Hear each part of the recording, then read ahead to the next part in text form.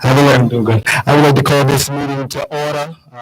The Providence School Board's regular school board meeting today, 4/23/25. I would like to call on the Pledge of Allegiance. Can you please stand?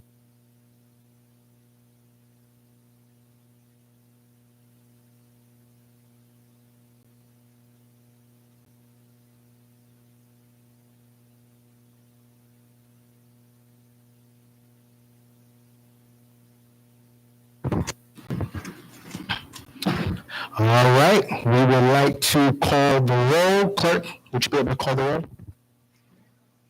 Present. Present. Present.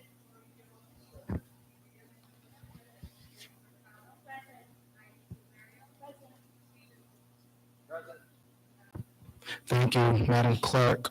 We would like to go to item 1.4, superintendent comments. Superintendent? Thank you, thank you.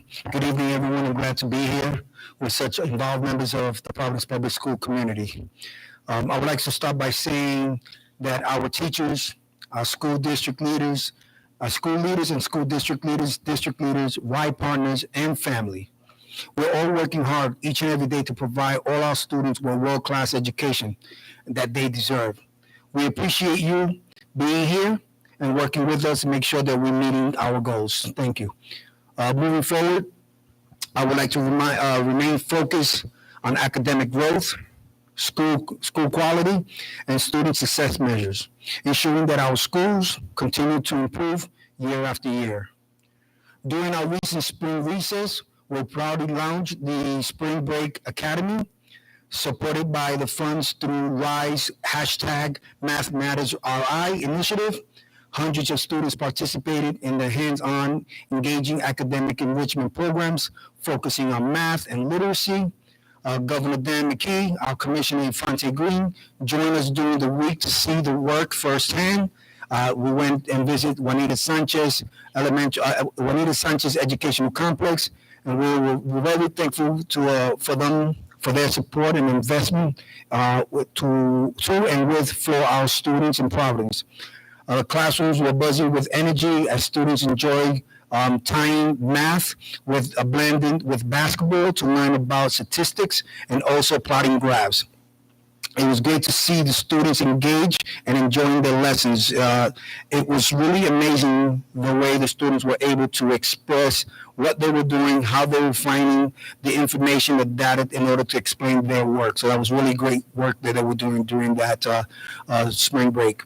Across the district, our students also continue to stand up as leaders and engaged citizens. For example, at Lillian Feinstein Elementary School, celebrated Reading Week with guest readers, including Representative Jose Batista, who spoke to the students about storytelling and leadership. Also at Pleasant View hosts Math Night in collaboration with American Mathematical Society, City Year, RIE, and the governor's office where they met families and students explore fun activities with math activities. It was also great. I learned a lot of lessons from third graders and the kindergartners that were there. They were showing me about shapes and they were explaining it. It was great work that was happening at Pleasant View. And at the Sesto School, students and staff united to wear pink to raise awareness on breast cancer, showing their commitment to causes bigger than themselves. So that's, we have to give that group of students and faculty a big round of applause for that kind of work as well. I want to take a moment to acknowledge the recent report published by the mayor's office. And I'm encouraged that the city recognized the progress that our school district has made since the devastation of the 2019 Johns Hopkins report. So that was great news for us to see that we're being recognized as well as a district. The Council of Elementary and Secondary Education has made it very clear that the mayor's office, the city council, PPSD school board, PPSD leadership need to demonstrate the readiness to ensure that we stay on track with efficient and responsible governance of structure in order for us to return back to local control. Adequate funding needs to be in place to support students. Continuing investment in 21st century facilities. We need to make sure that 100% of our students are in new or like new facilities. And the academic rigor that happens in classrooms all day, every day. So that's really important for our students to be successful.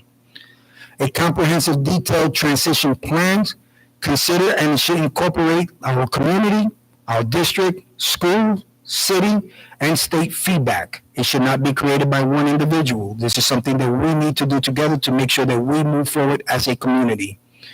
I look forward to the partnership and the dialogue working together, and I know that if we work together, we will meet the needs of our students. Also, this week, RIE announced $2 million in CTE for all grants, and Providence schools were fortunate to be recipients.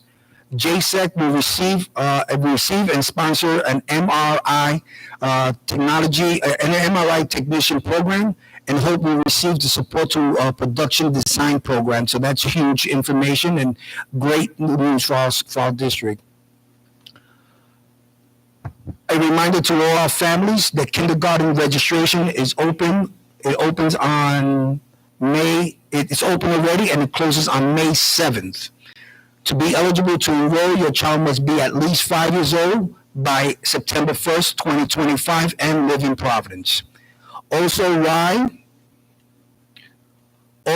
pre-K lottery registration opened last week. Providence residents can visit the RIE website to enroll in the pre-K lottery. The deadline is June 22nd. To be eligible for enrollment, your child must turn 4 of age by September 1st, 2025, and also live in the community. There are a lot of changes on the way in Providence, and I am hopeful for the future. I had the opportunity to work with our new school board members, and we attended training together sessions and witnessed the foundation being built for a successful return to local governance. That work is ongoing, and it's important, and it matters. It has been great to see so many of our school board members at our schools, and also in interacting with our families during the recent Eat, Play, Learn Summer Opportunity Fair there was great opportunity. Many individuals came out. Many of the school board members met the families. It was just a great opportunity for all. May 14th will be the second annual, really important. May 14th will be the second annual mental health fair at PCTA from 4 to 6 p.m. This is a student-led event that is very well attended. If you didn't have the opportunity to go to the first one, go to this. This is really impressive, the work that our students are doing and how they take those positions very seriously when you're going in and figure out how they can support mental health and the resources that they offer. Please, if you have not been to one of these, please do go to this one. Like I said, there is still much to do. We believe in the direction that we're heading as a district and the people doing the work every day in every school. I appreciate you all. Thank you. Turn it back over to our president. Thank you, Superintendent. We have recognitions on item 2.0. I'm going to move it down onto after 4.0, after we do the consent agenda, but I'm going to put it at after 4.2. So I want to make a motion to approve the agenda, moving recognitions after 4.2. Do I have a motion? Motion's been made by Chairman Higginbotham. Do I have a second? Second's been made by Madam Secretary Fonts. Any discussion? All in favor signify by saying aye. Motion passes. I would like to make a motion to approve the meeting minutes from March 19th and April 9th. Do I have a motion? Motion's been made by Madam Secretary Fonts. Do I have a second? Second's been made by Chairman Higginbotham. Any discussion? All signify by saying aye. Motion passes. We're at item 4.2, homeschool candidates. Do we have someone from the district? Mr. Catone.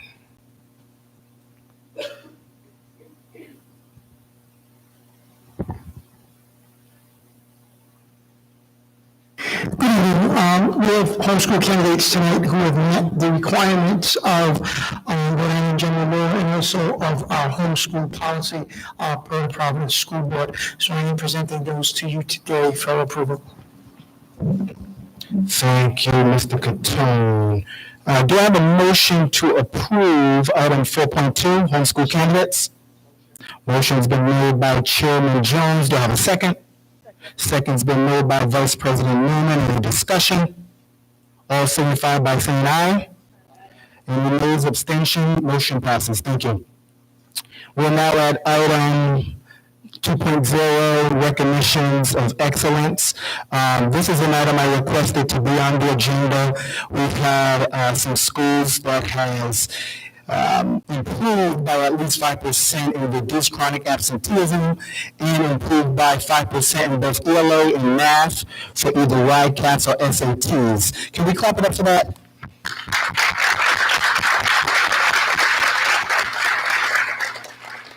The schools that had approved, that has made the significant improvement was Asa Mesa Elementary School, Reservoir Avenue Elementary School, Juanita Sanchez Educational Complex, and Providence Career and Technical Academy. We, in fact, have some citations, and me and the superintendent are going to step down and call each name. I think we may have to sign them, though. But if we can bring them down there, so we'll sign them. All board members that may have comments, let's comment and encourage them through the school board section, okay? And then we'll take a picture after.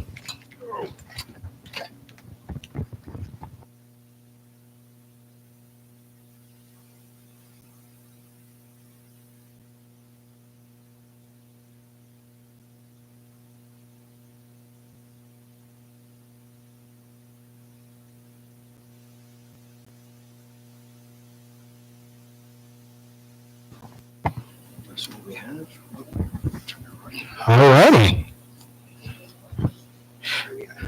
The first principal we have was my former assistant principal at Juanita Sanchez. Can we please give a round of applause to Miss Ariana Testa?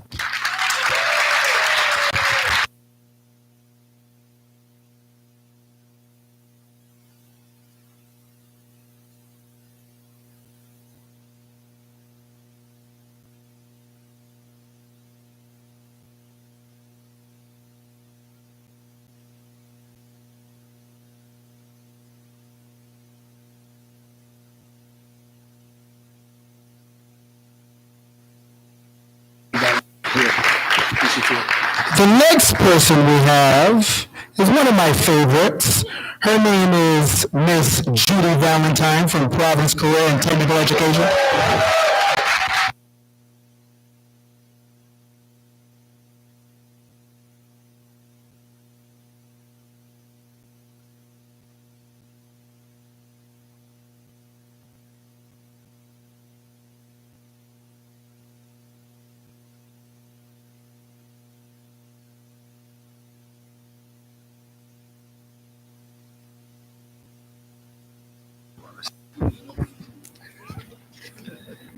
The next person we have is a wonderful administrator. Here's some of the great things about her. Glad to meet her today, Miss Cynthia Torres.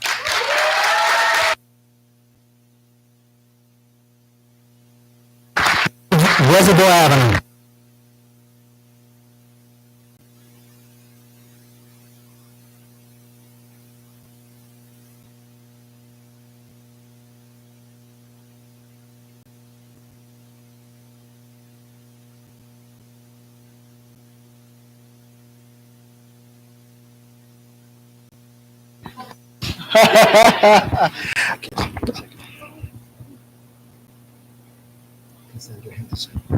All right. And then this last individual, I believe she was one of the individuals that made the highest gains in the state, I believe. Is that correct, Superintendent? Can we clap it up for her? We are going to call up an administrator from Asa Mesa Elementary School, Miss Cassandra Henderson. Can we give her a round of applause?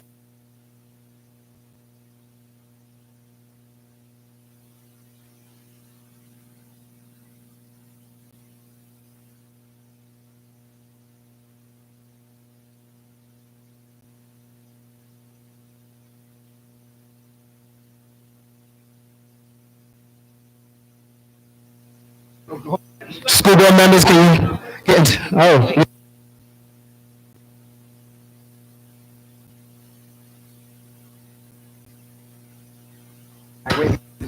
school board members, can we clap it up for the amazing administrators? Can we get you in the middle?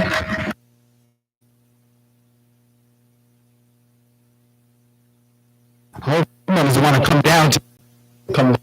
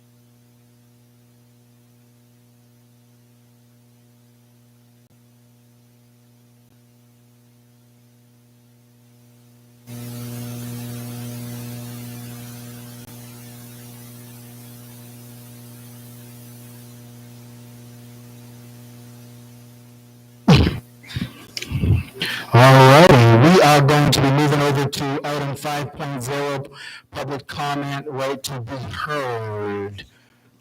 1 second. We're going to have the Madam Clerk call up the public comment candidates.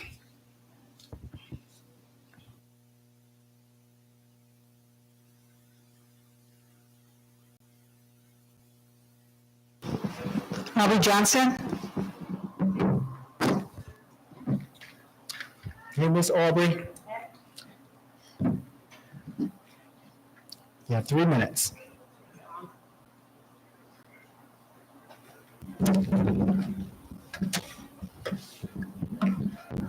Good evening. My name is Aubrey Johnson, and I'm here today as a parent, co-chair of the Parent Advisory Council, and on behalf of Parents Leading for Educational Equity, to strongly oppose the Providence transition plan released by the Mayor's office on April 10th.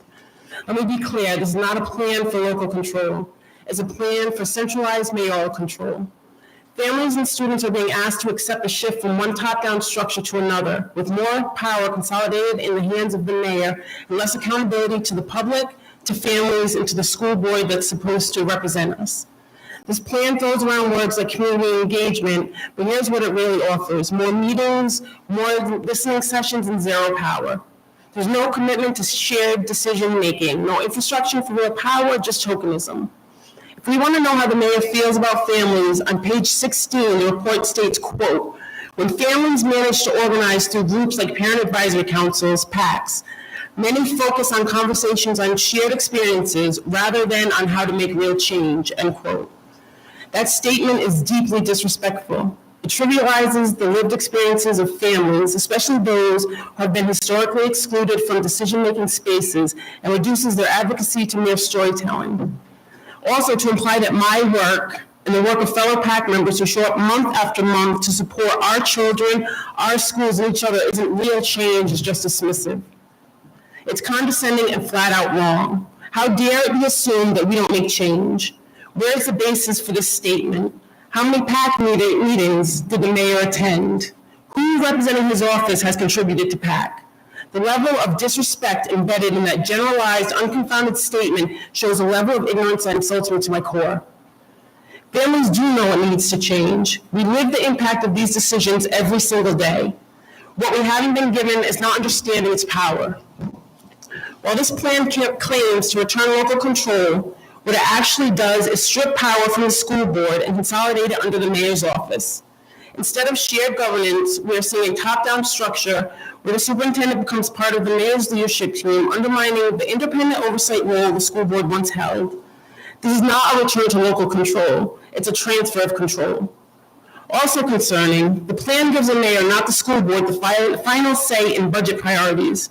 That means decisions about where resources go in our schools, what programs get cut or funded, and how student needs are addressed will rest with City Hall, not with an education-focused body accountable to families. This is dangerous.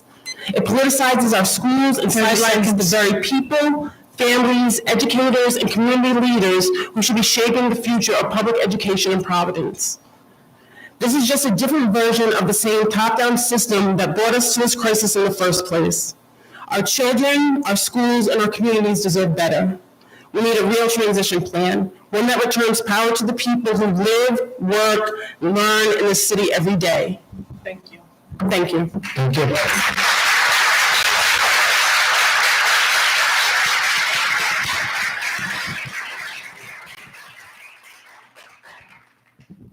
Anna Cooperman?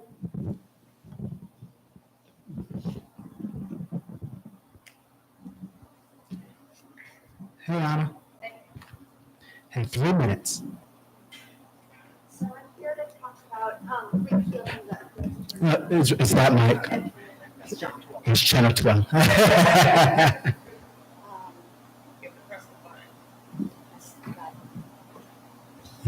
And now it's on. Okay, sorry about that. I'm here to talk about repealing the non-renewals. I'm here to talk especially about Brandy Tucker and Sam Wallace, who are organizers with me, and to talk about due process. They're still fired. They don't really know why. Nobody has really told them why. It's been 2 months. The only thing that they got was a letter saying they were fired, non-renewed. And I'm assuming that's the same for the other 15. I was thinking if I failed a student just because I didn't like her, and she was applying to MIT early, and I failed her. She went to the principal said, "I got this. I'm going to take care of this for you." And 2 months go by, she doesn't get into MIT because, she failed her senior English class. She doesn't get in. And the principal is still saying, "I got this," but you know what? It's too late. And that's kind of what's happened with Brandon and Sam. Their jobs have already been given away. They're jobs that have been interviewed for, and people have been hired for the 5th grade math teacher at Webster and for the librarian at Del Sesto and likely for the other people, the 15 other people. And to me, that just seems like a real disservice. Well, I've been thinking about due process a lot. Probably you all have, as we've been watching what's going on in our country and due process for people who are being deported, and we're all shaking our heads and thinking, how can this be? And I feel like that, what is happening here? How are these people getting fired and they don't really know for what? And 2 months later, and their jobs are now gone. And then, even if it is repealed, which I really hope that it is, and I appreciate that you put forward a letter, but to me that just seems like theater at this point. A resolution saying they shouldn't be fired, but they've been fired. So where is the due process? What are we doing next time around to make it so that this doesn't happen again? So these people, because the people who've been hired into those positions, say that it is repealed, but what's going to happen to them? The person who now has the job at Webster, the person who now has the job. Now that if it's repealed, where do they go? And it's just created now a whole domino effect of, I'm not going to say anything bad, but it's just created a bad situation in Providence. And I think it's time we could have better processes, right? We could tell people this is what this is about. They could come and say this is really what's happened, and then we could decide. And I think that's something that from the top needs to happen. That's on you, right? To create new due processes so that this doesn't happen really ever again. That's it. Thank you. Thank you.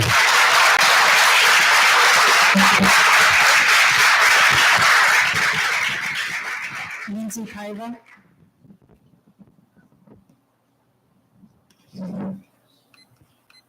Hey, Lindsay. You have 3 minutes. Okay, yep, there you go. Now, yeah. Hi, everybody. Sorry, I'm running from the State House. What's going on today? I'm Lindsay Paiva, she, her pronouns. I teach at Webster Ave Elementary, which you all know. Good to see you. Good to see everybody here. I have a couple of things I want to talk about tonight. The non-renewals, we all know, we've been talking about them for months.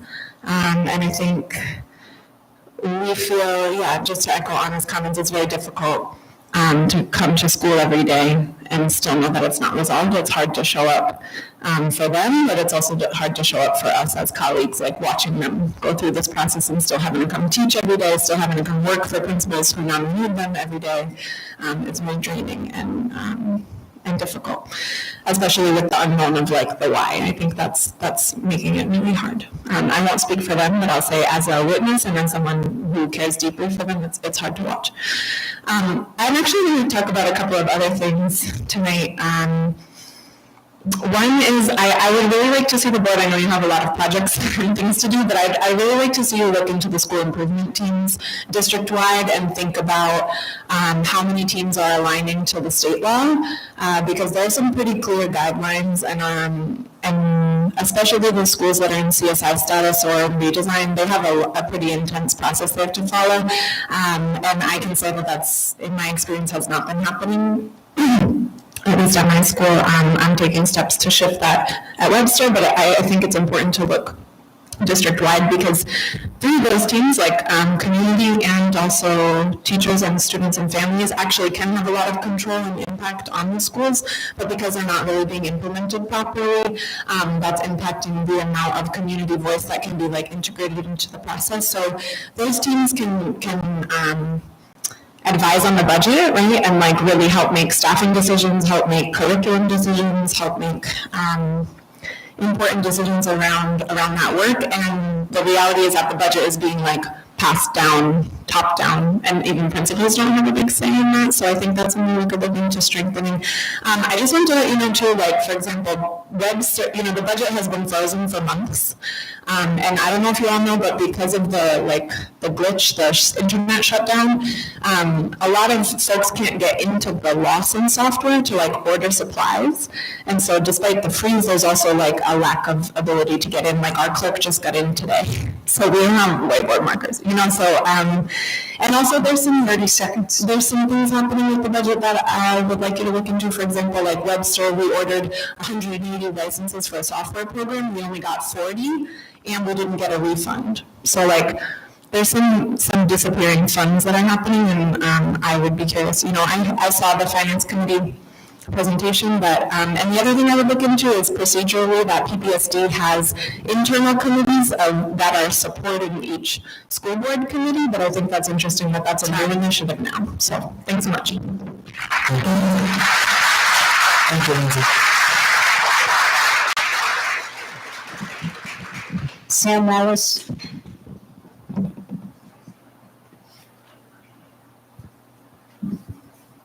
Hey, Sam. Yeah, have 3 minutes.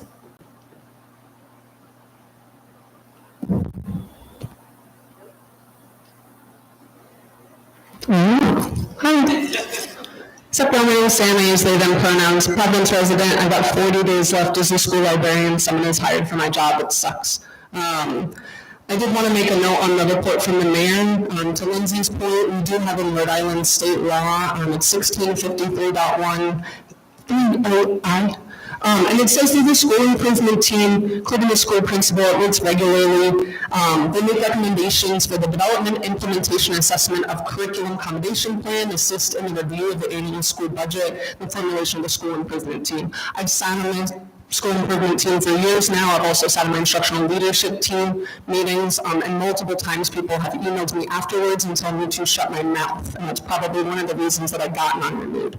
So I think that to speak to the mayor's plan, there's been this conversation around the teacher leadership team, just like another acronym, that is completely controlled by the building administrator. I'm going to speak to the fact that there is very little accountability for building administrators, and they get shuffled to different buildings. Carnivale, the elementary school next door to us, I think is on principal 4 for the year. We have gone through a bunch of principals. I mentioned in my last testimony, I've gone through over 10 administrators. And as we heard from one of the previous school board meetings from HR, that there's the system for non-renewals where the principal meets with you at the start of the year. My principal had 3 weeks to know me before submitting my name for non-renewal. That's it. It was December. During that time, I participated in one of our largest school events that I spent multiple free hours preparing, our winter celebration, that I've actually been recognized for in front of the school board like 2 years ago. I got a little picture. It was very fun. So just like reminiscing on that. We've got like over 200 teachers that have been displaced. It's very difficult to come into school. I got hurt in a fight a couple weeks ago. I got hit in the head. I got a concussion. There's been no conversation with me afterwards. Luckily, I had a really good rapport with the student and the students in my class, and was like, "I'm sorry I hit you in the head." And I was like, "Girl, you could have gotten hurt. Let's talk about why that's not okay for you." I've had no conversation, no change in schedule, no accountability, and I'm fairly aware that our building admin are encouraged to keep suspensions down, and then bring this up as a safety concern, right? I want to make sure that our kids are safe. I don't want our kids to be punished. I want to make sure that they can come to school and know they're not going to get hit in the head like me. When you bring that up, you get fired. So there's not a lot of protections here. 30 seconds. Thank you.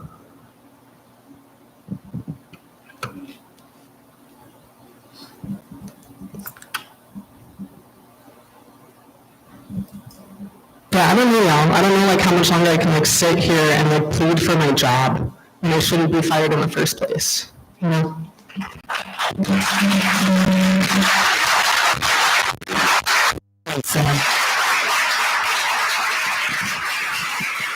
M. Schluter. M. Schluter.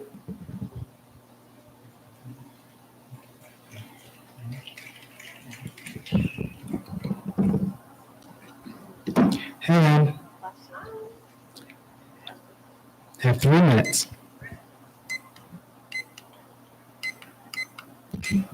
All right. Sorry if I'm sounding like a broken record, but I'm tired, y'all. Listen, kind of what Sam said. My principal that brought me into Los Sesto, this would have been my 4th year working with her. Our interim principal was there for 3 weeks when she submitted my name. Never talked to me until 2 weeks later when she pulled me in to ask me about my chronic absences.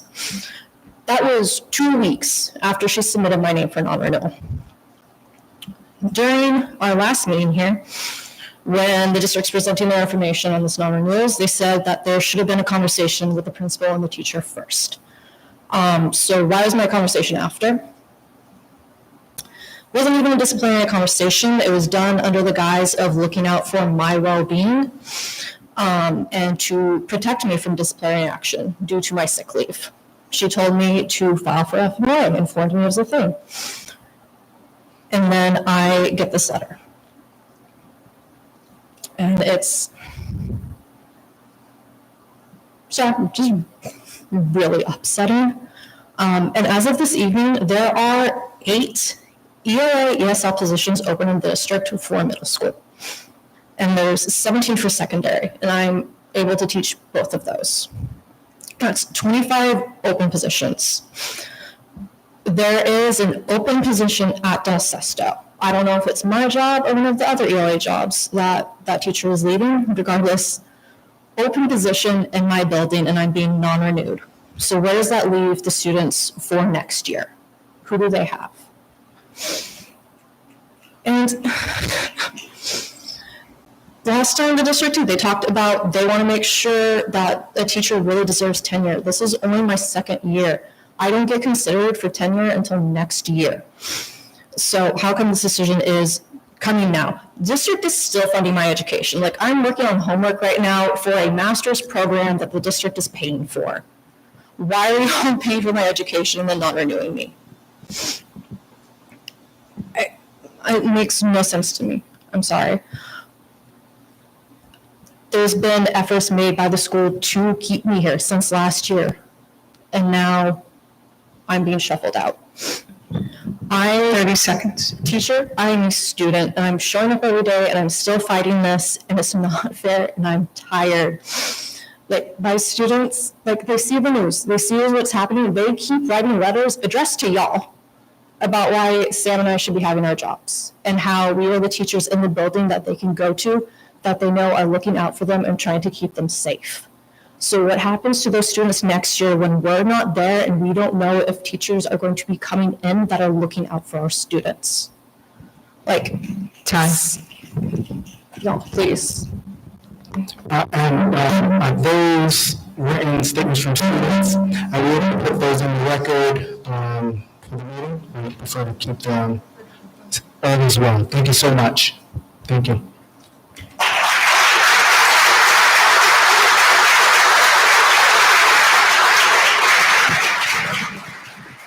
Brandy Tucker.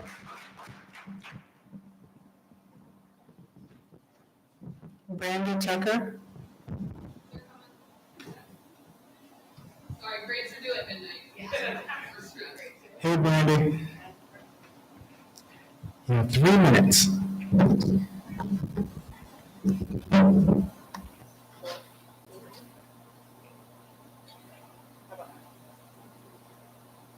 No. There we go. All right. Hello, good evening. I'm Brandy Tucker. I am currently teaching 5th grade at Webster Avenue Elementary. And I've talked with you a few times about the non-renewal process and what has happened. Today, I would like to talk about sick leave. Now, as a non-tenured teacher, I get 8 sick days a year. Tenured teachers get 15 sick days a year. If you make it through the first 3 years, in your 4th year, you get those 21 days back. So as a non-renewed teacher, I'm missing 21 days of pay that I will not get because I have been non-renewed. That seems really unfair. Now, in terms of the sick days, 8 sick days a year is not that many, especially with someone with chronic illness. And I'm sorry to say, but doctor hours do not happen outside of school hours. So when you have to have a doctor's appointment, or you have a slew of specialists that you need to set up because you just moved to Rhode Island, you have to take time off from work to do that. Now, I've had 3 surgeries in my life, 2 in the last 2 years. Each of those surgeries required that I miss school. Each of those surgeries required that I take sick time. Each time I get sick, usually includes a flare-up of my chronic disease, which then means I'm out longer than most people would be. Sometimes I wake up in the morning and I'm in too much pain and I can't go to work, and so I call out. I still get up, I make sub-plans, I send it in. Now, the first year that I was here, I got 8 sick leaves, 8 days of sick leave. I missed 15 days of sick leave. Most tenured teachers get 15 days. I did not miss any more than I would have gotten had I been tenured, and I still had surgery that year. Last year, I had 11 and a half days of sick leave that I needed to use, less than a tenured teacher would have. This year, currently 9 days of sick leave. It should be more. However, the stress of working for the principal I currently work for, I chose to go in and wear a mask and not deal with the toxic environment that would have been created had I stayed out. 30 seconds. I'll just say, there's a very lack of compassion in this district for humans. We're humans, and we deserve compassion and empathy and understanding. Thank you. Thank you, Brandon.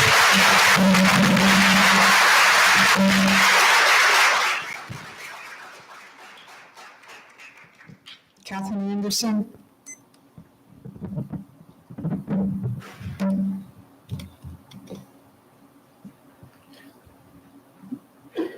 Hey, Catherine.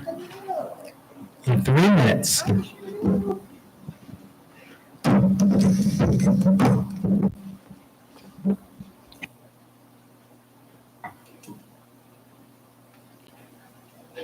Okay. Good evening, Superintendent, President Stevens, and members of the board. First of all, I want to say thank you for your service. What you're doing is a big deal. My name is Catherine Anderson. I live in Smith Hill. I'm a parent of 2 children who attended Providence schools, a Brown University mentor of future and present PPSD teachers, a veteran teacher of 23 years, the last 6 of which have been at Hope High School in Central. I'm also a practicing professional. I'm an English teacher who recently had a collection of poetry published. Yeah, go ahead, snap it. This means I know have some pretty relevant understanding of the publishing industry today, right? I'm also someone who believes, as the government ministry does, that more perhaps more than ever, our students need to learn to advocate for themselves and their families.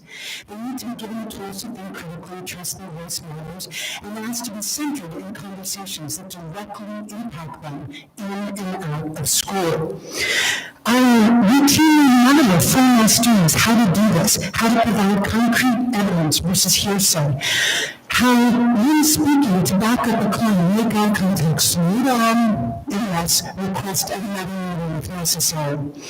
Over here today in my classroom, of course you can ask a teacher to reconsider your grade if you feel something you've overlooked. By all means, request a meeting with your guidance counselor if your self-advocacy did not rectify the situation. You have agency. Yes? What is agency?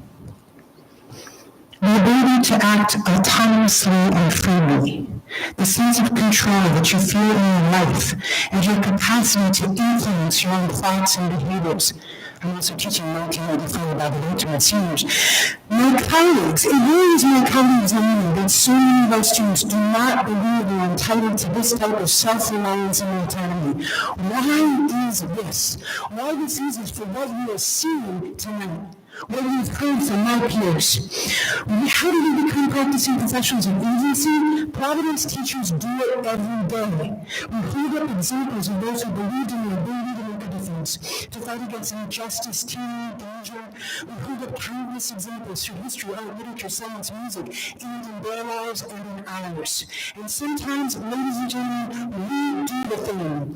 We speak up. Brandy, Annie, Sam, all of us, we speak up. Seconds. We ask for help and empowerment. Sometimes it comes out in ways that others will disagree with. Indeed, that is how it works. That is how a democratic society functions, unless it doesn't. I just want to say in closing, skipping ahead through paragraphs, and to the board, our superintendent and our commissioner. I close with this. How do we model putting our argumentative skills to practice in real life and not just on an exit ticket, if to do so becomes a permanent exit ticket for our jobs at Providence schools? Thank you. Thank you. Jake Gogetz. Can you say it again? Jake Gogetz. Thank you. Hey, Jake. Hello. In 3 minutes.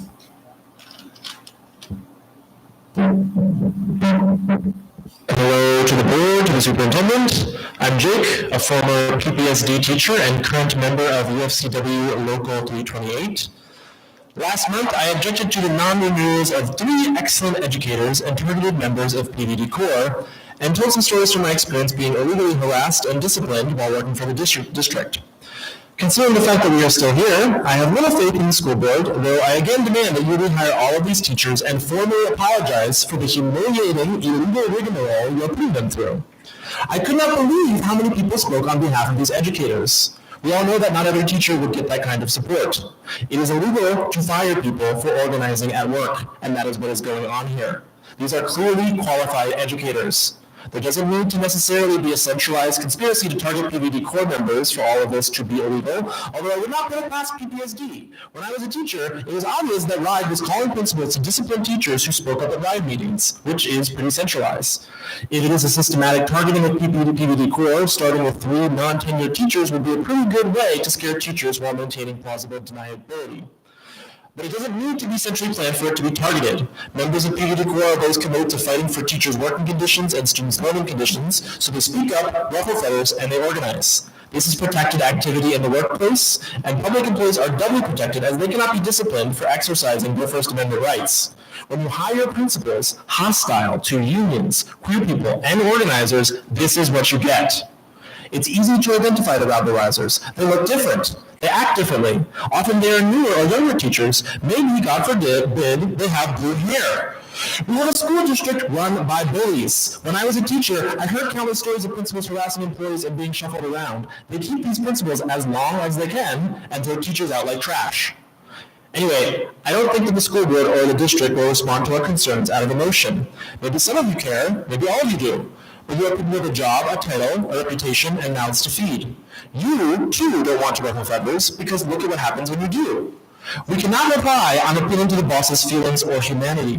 We have to be powerful. We have to force you to meet our demands. I want to end by pointing to the Chicago Teachers Union, which recently just won a historic contract. About 15 years ago, a rank-and-file caucus took control of that union.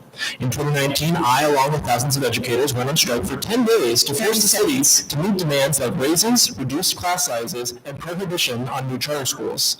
This week, educators won 70 minutes of prep time for elementary teachers in Chicago, further reduced class size limits, increased library and nurse staff, and a raise that includes making the starting salary of a teacher $69,000. In Providence, it is about $46,000. According to Forbes, Chicago's cost of living is 2% higher than Providence's, yet a starting teacher salary there is 46% higher. So let's keep fighting.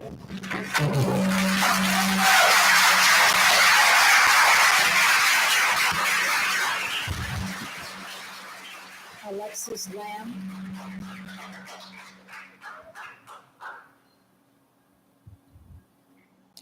Hey, Alexis. In 3 minutes, when we're done, if you could just, turn the mic off and gently put it down. We've got the phone a couple of times. Is it on? Yes, it is. Thank you. My name is Alexis Lamb. I'm a current parent of 2 current PPSD students, 5th grader and a 2nd grader at King. I have a future PPSD student who will be entering kindergarten next fall. I am co-chair of the Parent Advisory Council. I was involved in the community design team that was convened by RIDE to develop recommendations for the turnaround action plan. I'm here to share my very, very serious concerns about the quote-unquote plan that Mayor Smiley has put out. It doesn't feel like a plan to me. It feels like maybe a desired goal, but it doesn't really break down how you're going to get there. And I have honestly, I could Cory Booker you and talk all night, and I'm not going to.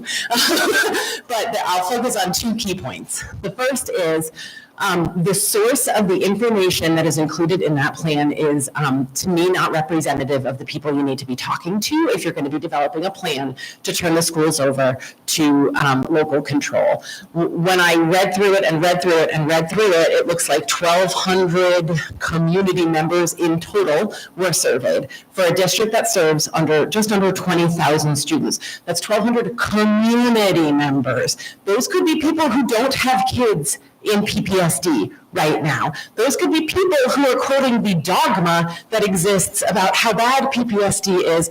The number of conversations I have with people who have no firsthand experience of PPSD, but I have to say, and they're like, oh, the schools are so bad, you know? And I'm like, oh, do you have kids in the schools? No. Oh, no, we moved. We weren't going to send our kids to those schools. You know, that's not, my kid's school got a Blue Ribbon Award. Did that go on the news? Nope. There was a Channel 10 reporter there. We watched the news all night long. The only clip was an interview with superintendent about the hack standing outside MLK with no acknowledgement of why he was there. There is a unnatural, I think, attachment to the negative perception of PPSD, and people will not let it go, and people don't want to hear the good. But I can tell you there is a lot of good happening at those schools right now, and those people were not asked.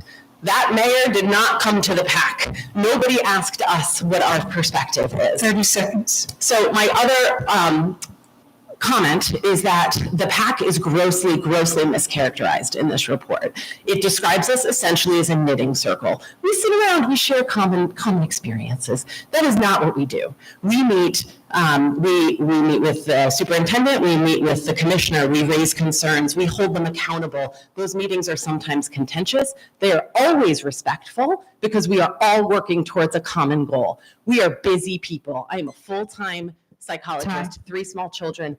I would not dedicate my time to an organization that wasn't there to make change. And so I just ask that you take all that into account when considering the plan. Thank you. Thank you.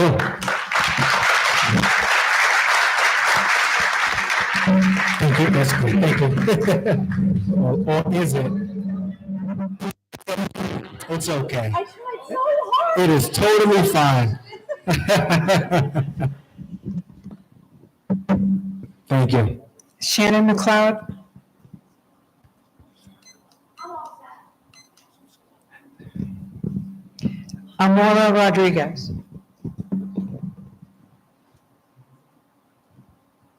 Hey, Amora.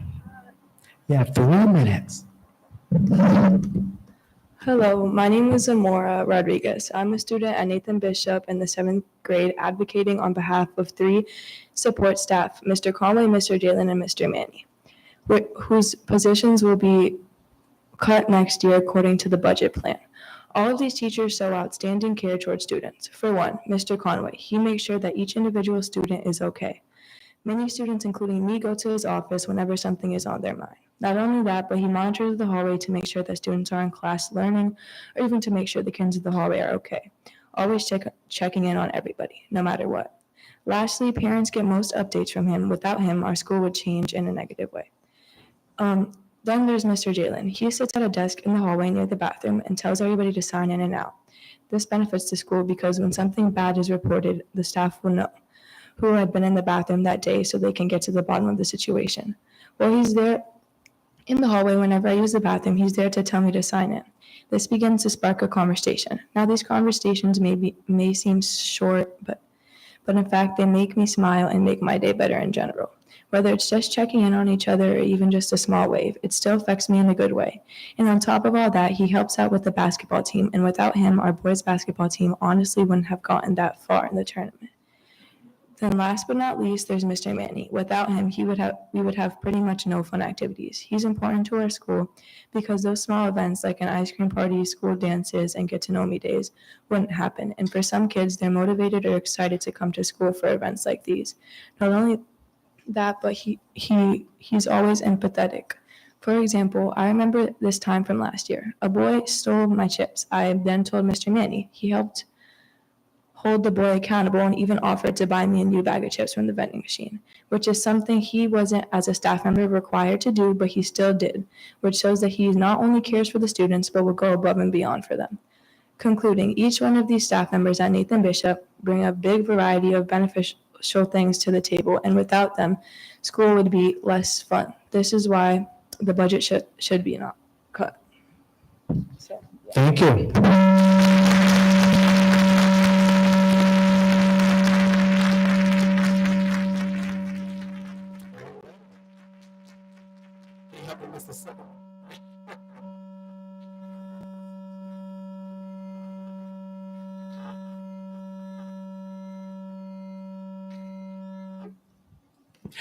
Really quick, can you put it on the stand for me? I'm sorry.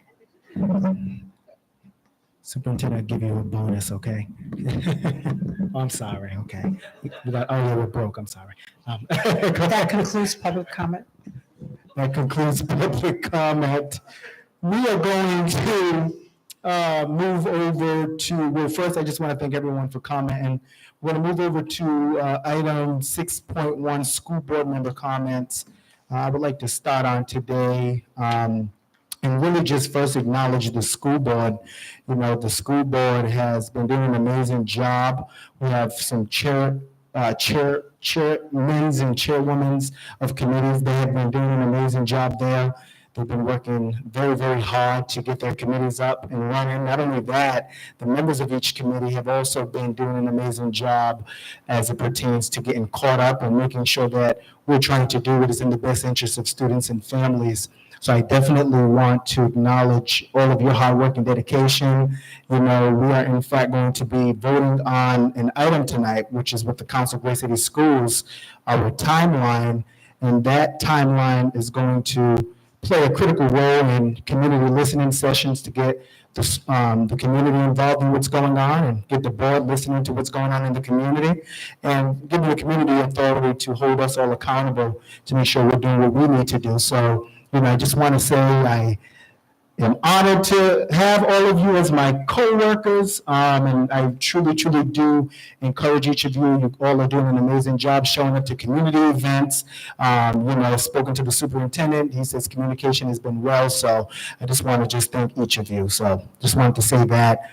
Superintendent, your team has been very supportive to the board as well, so I want to thank you and your team for that, for open communication as well. Today, we've acknowledged some principals that have seen some significant gains in their schools, and we want to make sure that the board is balanced. Yes, we want to hold people accountable, but then we also do want to acknowledge some of the good that is happening, as one of our public comment members have mentioned. So we definitely want to make sure we're a balanced board as it pertains to that. Also, I want to thank, I think it's Amora, thank you for your braveness for definitely coming to our meeting and commenting. Overall, with the non-renews, I can't go too much into detail, but the board will be having a discussion today a little bit about it, not about individuals, but just about the overall situation and see how, in fact, we will be involved in that process. So I just want to just note that as well. But I just want to thank everyone for coming. And is there any other board members that have any comments on today? If there's none, we're going to move right along. So I want to move over to item 7.0, which is school board committee updates. I want to start with the policy committee, Chairwoman Severia.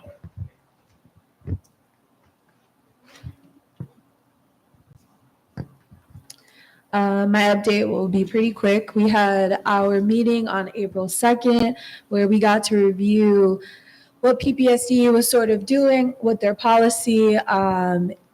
Vice President Newman and Secretary Fonz was there, and we were able to sort of discuss about the 114 policies that they have on a spreadsheet. So right now, what we're working towards is we're looking through these 114 policies.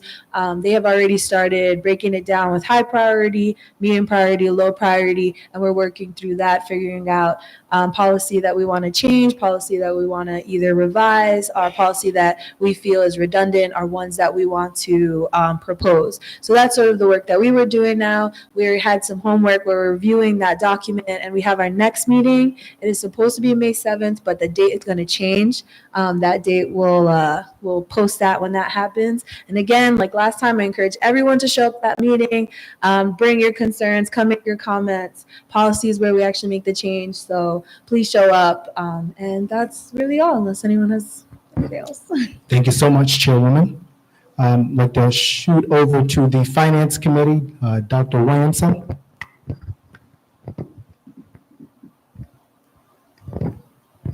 Can you hear me? All right. The light wasn't staying on.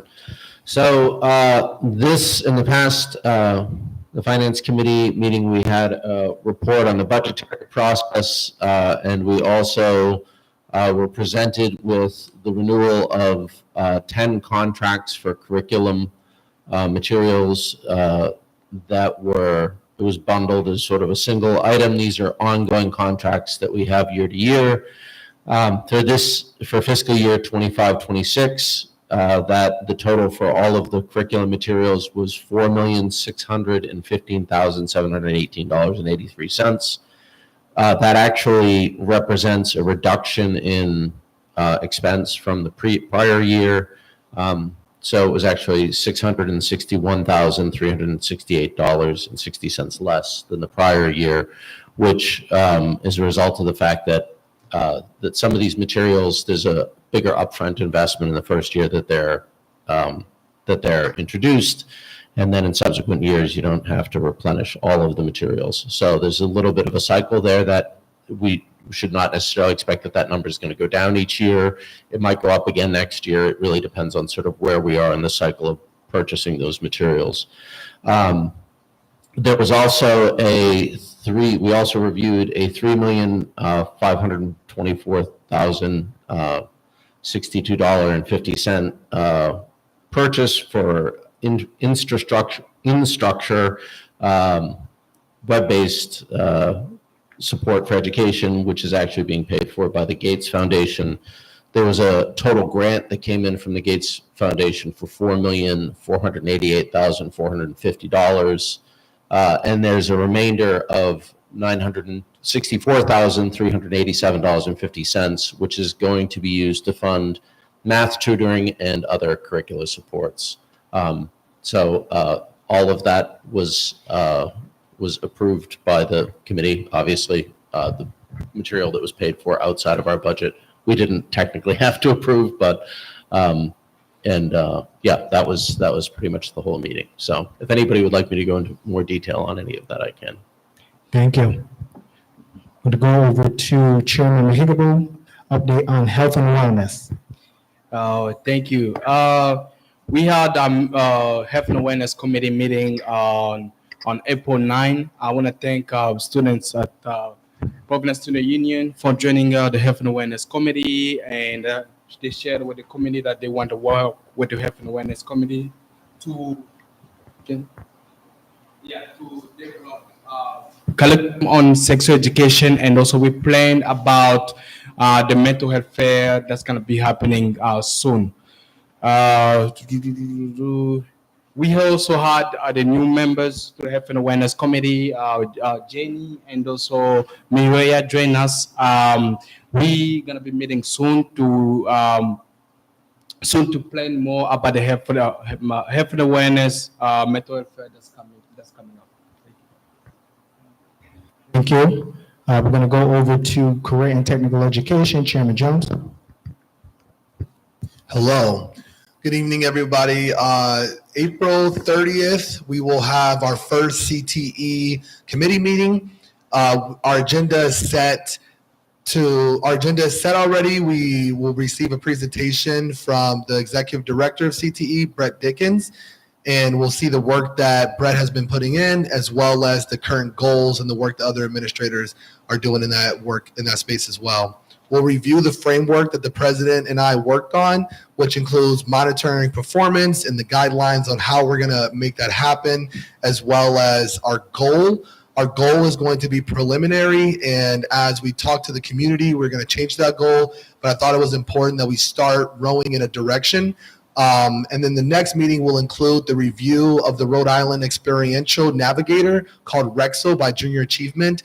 We'll address it briefly at the end of the first meeting, but hopefully in the next meeting we can go deeper into it and talk about what type of policy needs to be put in place to ensure this is implemented well, professional development, so on and so forth. But we're hoping that we can hit the ground running. We can, set some goals so we're working in a direction towards something, and then we can start implementing parts of the puzzle that are going to help us reach that ambitious goal. If anyone wants to talk to me, what I'm thinking so far for the goal is, 70 to 80% of our students should have some type of college credit, CTE, credential, or be connected to a career pathway or a college pathway.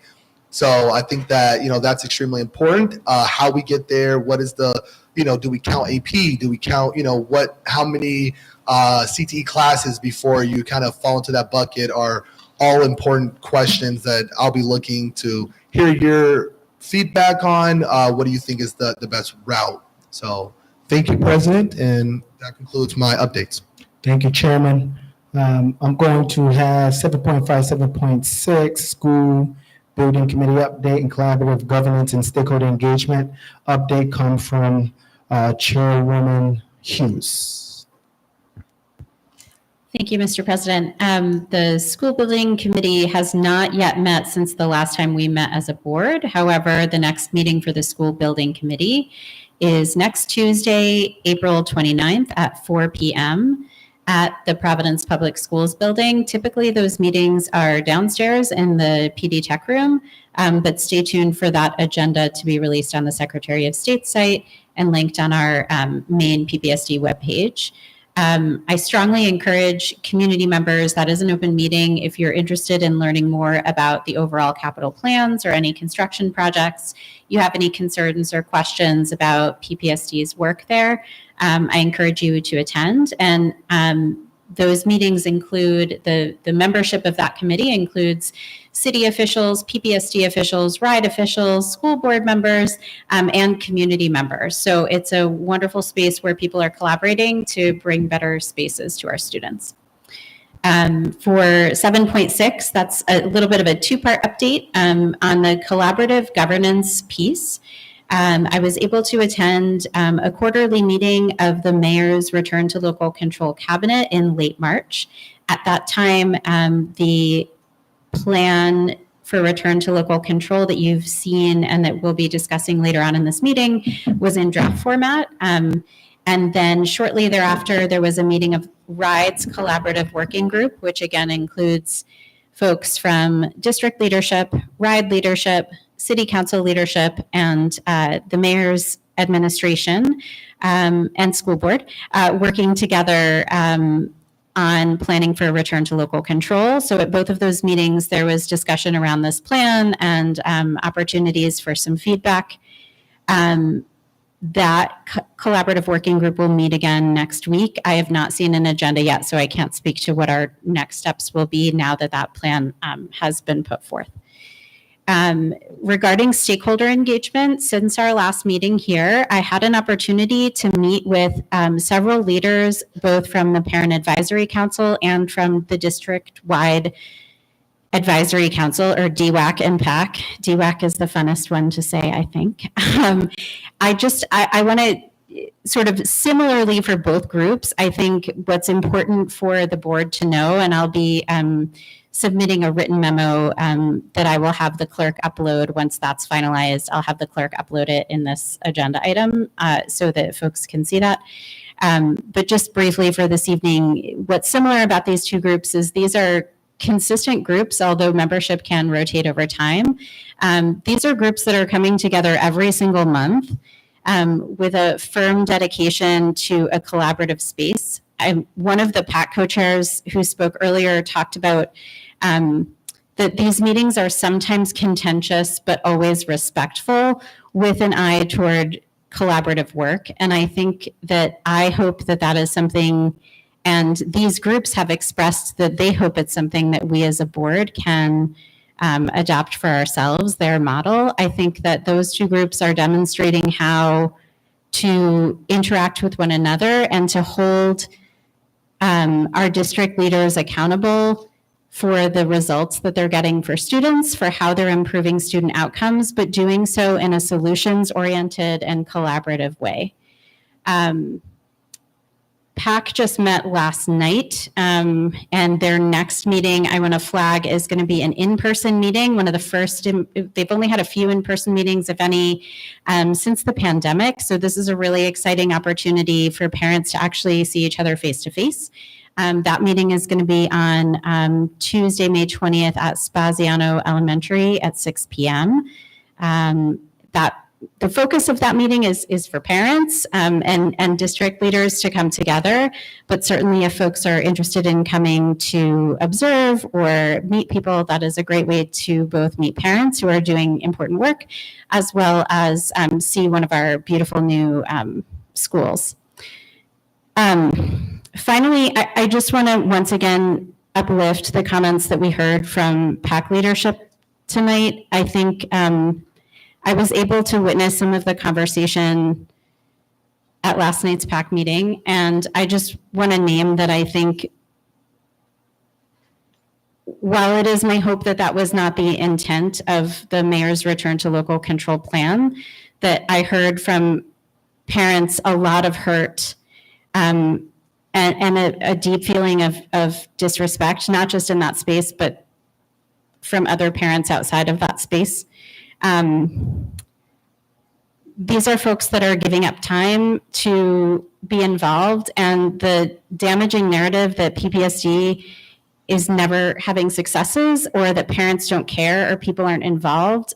I don't see how we want to uplift community and create other spaces, alternate spaces, when that work's already happening and it's potentially imperfect. It can always be better. It can always be more inclusive, but that doesn't mean that work isn't happening. And it was painful for me as a parent myself and as an alum of PAC to hear from families feeling so deeply disregarded. And so I hope that moving forward, we as a board can make sure that we're hearing from families and educators and students in our district, because as they've told us, they are the ones most intimately affected by the decisions that we and other leaders make. Thank you.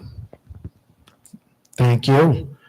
We are going to move over to item 8.1, which is the Council of Great City Schools implementation timeline. Each member has a document that the clerk has given us on our timeline. I would like to pass it over to our legal counsel, Sarah Rappaport, to give us just a brief update as it pertains to this. Yep, can you, Dr. Williamson? Just a quick question before we get to that. This document actually isn't identical to the document that was circulated to us prior to this meeting. Particularly under May 2025, there was an item that was in the document that was circulated to us under unity and trust, under the ethics conflicts of interest statements, that doesn't seem to appear in this document. And I'm curious as to where this particular version came from. What's that?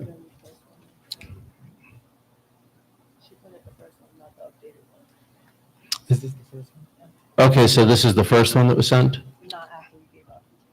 Okay, so after we gave our feedback, there's a section in that I want to address. But No, so great catch. I'll That's a hold great on. catch. Yeah, no, that's a great catch. I believe, this isn't the actual one. It's okay, though. Everything's okay. What I'll do is we'll send the updated version, but I know there was just some comments around unity and trust and some language, but we can definitely make a motion to update the updated version of it. But legal counsel, can you first comment on the unity and trust section?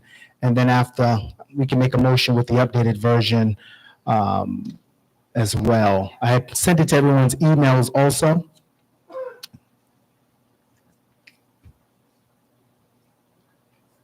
Sarah? Oh, you don't have, okay.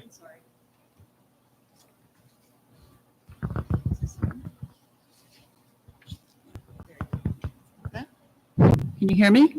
Yes. Okay, so I spoke with the president today, not about the entirety of the timeline, but specifically about one provision which, as was pointed out, doesn't appear in this draft.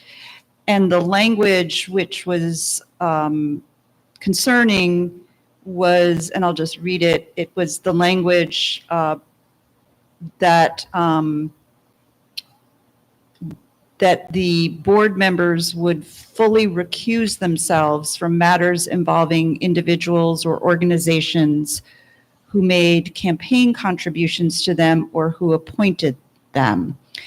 And to be candid, I first saw this today and my immediate reaction was that we need to take a look at that to ensure that this mandate aligns with the state ethics code, which is a very, robustly, it's robust and it's used, and there are interpretive and advisory opinions emanating from the Ethics Commission on a regular basis.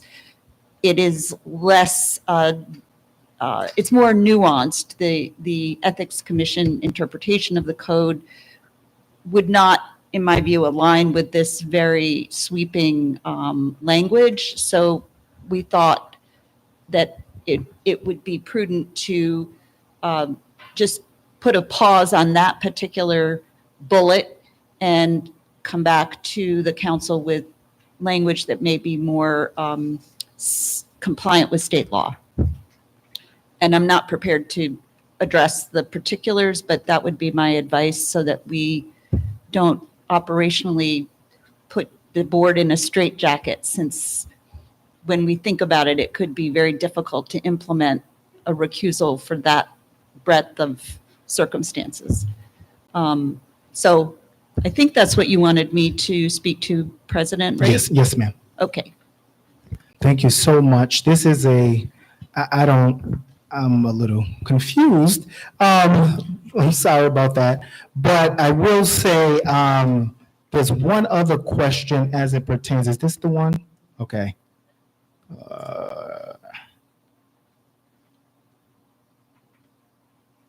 Okay. So there's an updated version. We'll make sure that the board gets it on today. There's one other thing you had noted, Dr. Williamson, that you wanted to talk about. Yeah, so, well, I actually would like to just enter a motion to amend the Providence Public School District Board implementation timeline as follows. First of all, to remove all occurrences of the word customer and replace it with the word community. For example, under the section entitled monitoring, the text would read community service issues rather than customer service issues. And my rationale for this is that the pervasive use of commercial terms to describe public services undermines the distinct nature of public and community functions.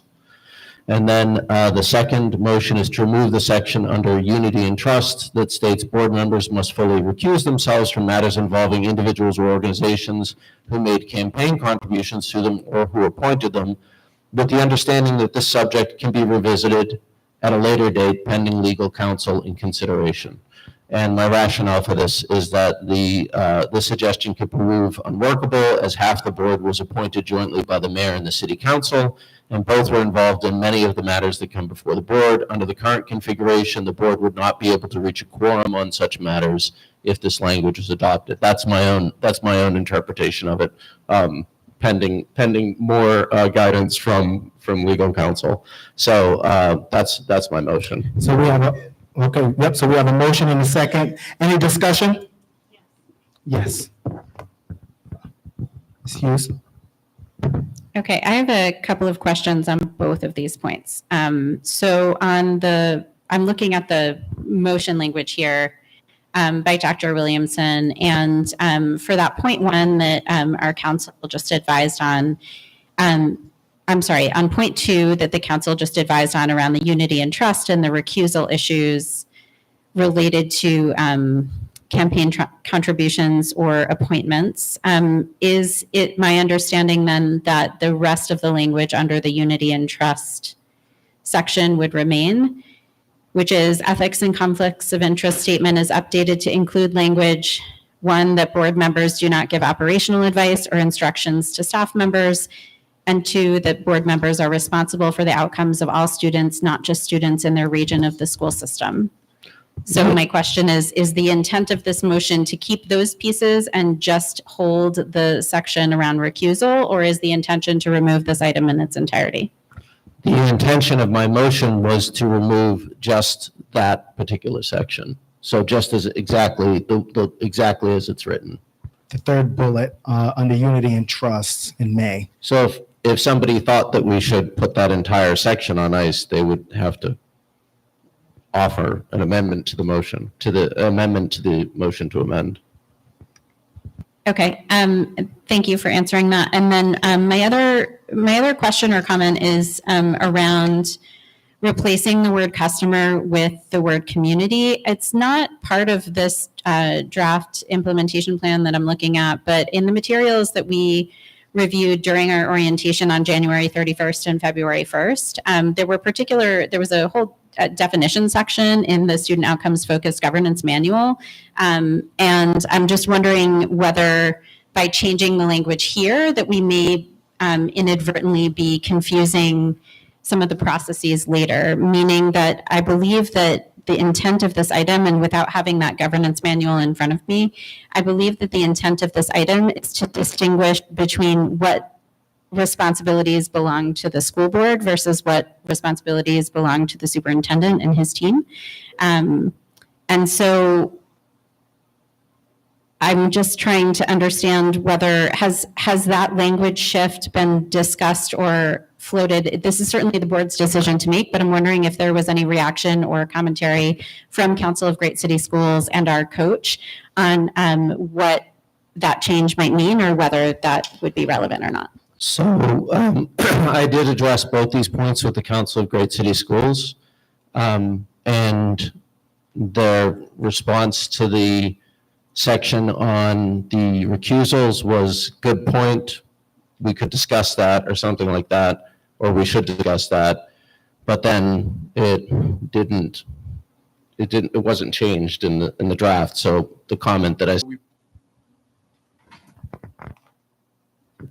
The next question I wanted to ask the superintendent, the mayor released, we report a plan about to return to local control, how that's gonna look like. Can you share what is the district reaction? What are the concerns that you guys have? Or if you guys have any? Testing. There are many concerns with it. First of all, it's not a plan, it's a report. We look at it, if you read through it, many points throughout the report. It actually brings us back not just to 2019, the Johns Hopkins report. And we, as you heard here today, that some of the concerns are who's going to be in control, who's going to make the final calls, what departments are going to be felt like being cut at the district level all the way down. And the Johns Hopkins report, in simple terms, there's too many chefs in the kitchen. We've, in the last 4 years that I've been here as your superintendent, we've done a lot of work to get the district on track. We've done, as far as curriculum, unified curriculums. We've made sure that we decrease chronic absenteeism, increase attendance. We looked at making sure the finance department, how that was working and how we moved forward. And now that's also going to make a change to going back to where it used to be and how we make orders. So there's a lot of areas that needs improvement. A lot of the information that was in the page, in the report, or said that they were going to do things that we already are doing. But they also said that in the report that they want to do something, and it sounds like a wish list, as you heard earlier today, but they're not very specific as to how they're going to do it. So there are many areas that we have concerns, and we send feedback as well to the mayor. So that's where I'm at. And by the way, I and the team are willing to work with anyone. We're ready to work with anyone to put a plan together. And once again, a plan, as it was stated by the elementary secondary ed council, stated that it needs to be a plan where everyone is at the table, not something done to you, something done with you. This is why I started my statement today.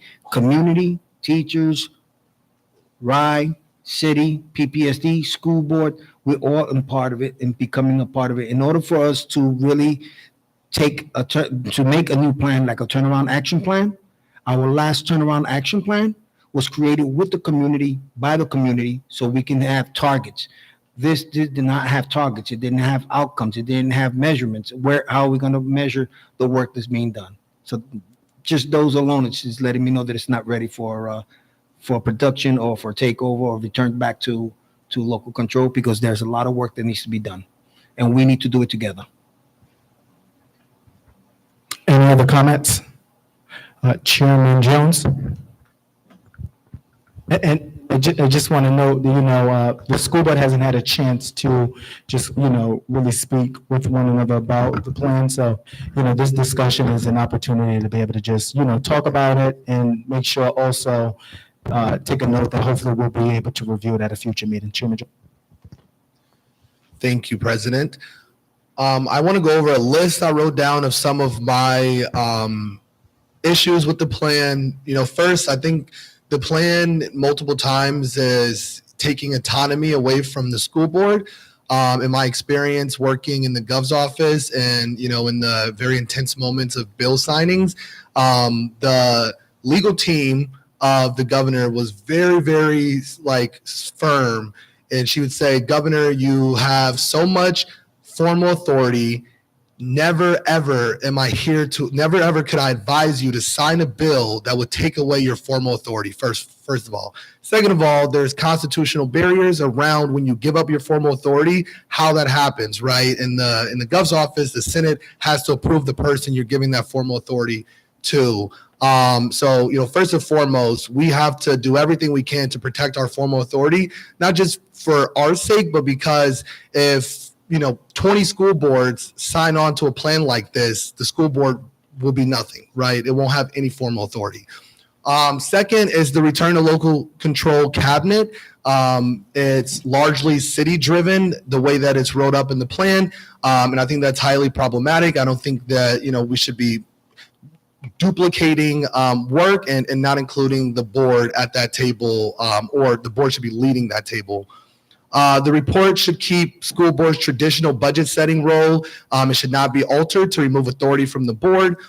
Changes to the procurement process, including higher thresholds and potentially more frequent board of contract and supply meetings. I don't believe that that's necessary. Regular engagement with students, families, and educators. I think the mayor should connect with the community, but it's the school board's role with the community to create our values and our visions together. I think that, there's a great opportunity for the board and the mayor and the city to all come together and to make a beautiful plan. But I think, from my perspective, this plan has to be something transformative, right? And what I believe is transformative is instead of taking, power at the top and putting it a little bit down to the middle, we need to disperse that power to the people, right? And, my last part of my statement is really to the community. We need you guys. We need y'all to help us with this work. We need your voices. And, a lot of the frustration that we hear is with our limited powers. And, imagine a school board that's still as limited, right? And those powers are in the hands of the mayor instead of the commissioner. I believe that, the mayor isn't going to save us and we aren't going to save us either, right? The community is going to save us. The community is going to bring us to where we need to be. And it's important that we all work together to make a plan that puts the community as the ones with the real powers in their hands, right? I always say this, but, the local school councils in Chicago is a great model. We have to give power to the community. The mayor isn't the one who's, has all the right answers. The school board isn't the one that has all the right answers. But together we can come up with the right answers. So thank you. Thank you. Any other comments? Vice President Newman? Yeah, I just wanted to, echo that sentiment. And I think what all folks who we've talked to so far as school board leadership, whether that be the city, the district, RIDE, various community leaders and community groups, that I do think that there is an agreement that there needs to be one plan and that this report is like a piece of the puzzle, but it is not the puzzle. And the city has acknowledged that, like, and so I think like if that is like a sentiment that is held by all stakeholder groups, I do have like hope that we are going to be able to come together, because we can't, there should be no one group leading this initiative. And I love bringing it back to the tap as somebody who got to be on one of the community design teams along with Alexis Lamb on my back. No design process is perfect, but I thought it was a really good model for like, this is something that we all have to embrace and design together to figure out how we're going to make PPSD the school district that we need and want it to be, right? And we're in this moment again where we need to do that, right? And so we need all stakeholders at the table building this plan. And I think there's pieces of this report that we can like use as information or use as like helpful prompts or questions, right? But it is not the roadmap. I've heard from the city, they don't think it's the only roadmap. And that's why I thought it was important. I think we thought it was important to have folks come in May and like have that discussion, because part of what's going to make sure that we have a safe, long-lasting and sustainable transition, not only back to local control, but that we keep, not control, but we like protect and love on our students and our families and our district, like long-term, is going to be in every entity being able to like work together, right? And to like be critical levels of the institutions that we're a part of and that we have to work with, and like ask those hard questions, not shy away from tension, and sometimes just admit like, yeah, maybe we had that wrong and we need to like revisit and go back to the drawing board. And I do think we're at this like beautiful place where there's no way we can get these schools back unless we all work together, because no one group can have all the power. Right, so I do feel hopeful. I'm excited for the city to come. And I'm excited for people to keep bringing their questions and their concerns, because that is democracy, right? And that's how we're going to get to where we need to go. Any other comments by anybody? Yep. Ms. Hughes?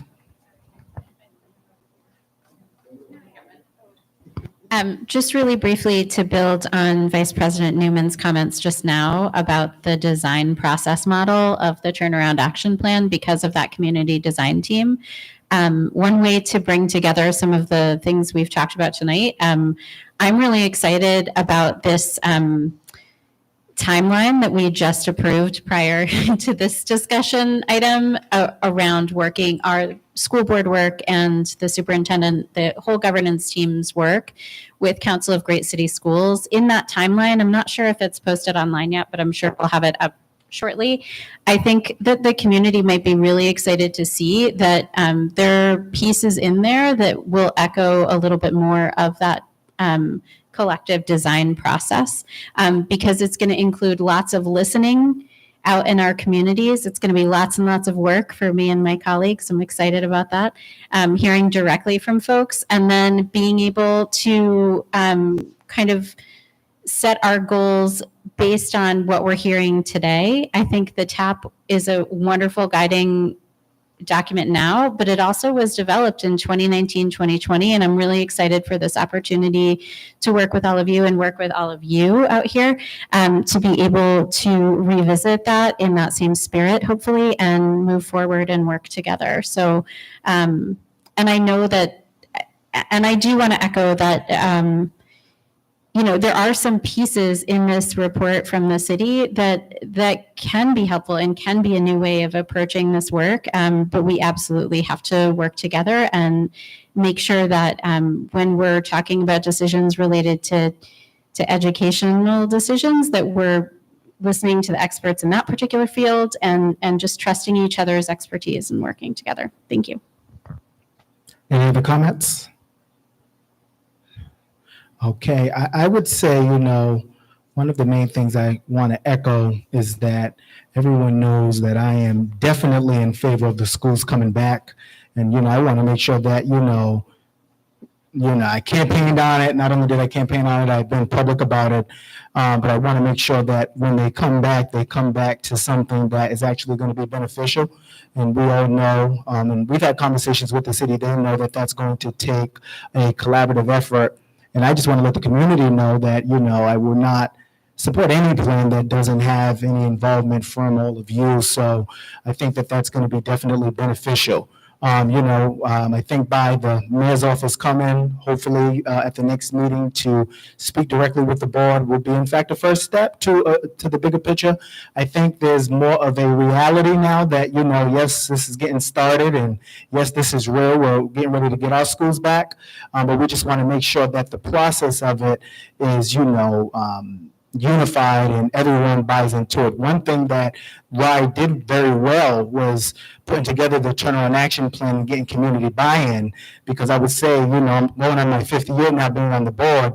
Not once have I ever had a community member come and say, I can't stand the turnaround action plan. And the reason they didn't say that was because it involved all of the stakeholders. So that same kind of approach is what I'm going to be looking for as it pertains to a return to local control and the actual plan. And, I do acknowledge the mayor's office for putting together that very first step. And I think it's a piece to a bigger picture of what it's actually going to look like. So we do have a motion on the floor to review it at the next meeting. And then we had a discussion about that. And if we all say aye, it's going to happen at the next meeting. So all in favor signify by saying aye. Any noes, any abstentions? The motion passes. Thank you. We are now going to item 9.0, approval of contracts. I want to make a motion to approve 9.1 through 9.4. Do I have a motion? Motion's been made by Chairman Higginbotham. Do I have a second? Second's been made by Dr. Williamson. Any discussions? There being none, all signify by saying aye. Any noes, any abstentions? The motion passes. We're going to be moving over to item 10.1, FY 25-26 budget planning presentation. Do we have anyone from the district?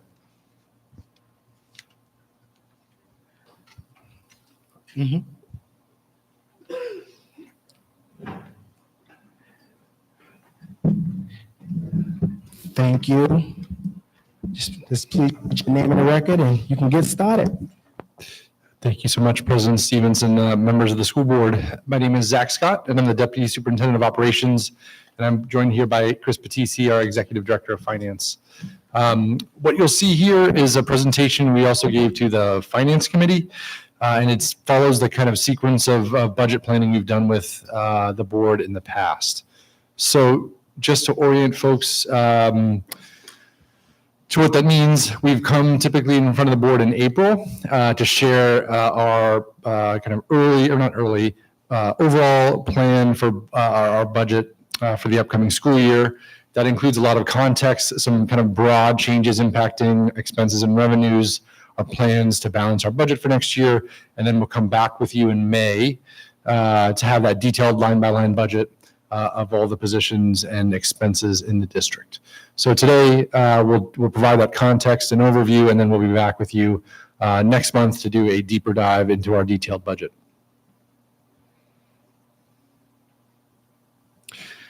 So the first part is context, and that is both for folks who are new on the board, as well as folks listening at home that may have not joined us for a previous budget presentation. So we'll share some slides, and this may look familiar to board members who were with us during the professional development, but this helps just kind of provide an overview and ground people in the mechanics and big picture of our budget. So we'll start by looking at our revenue sources, so the funding that the district gets.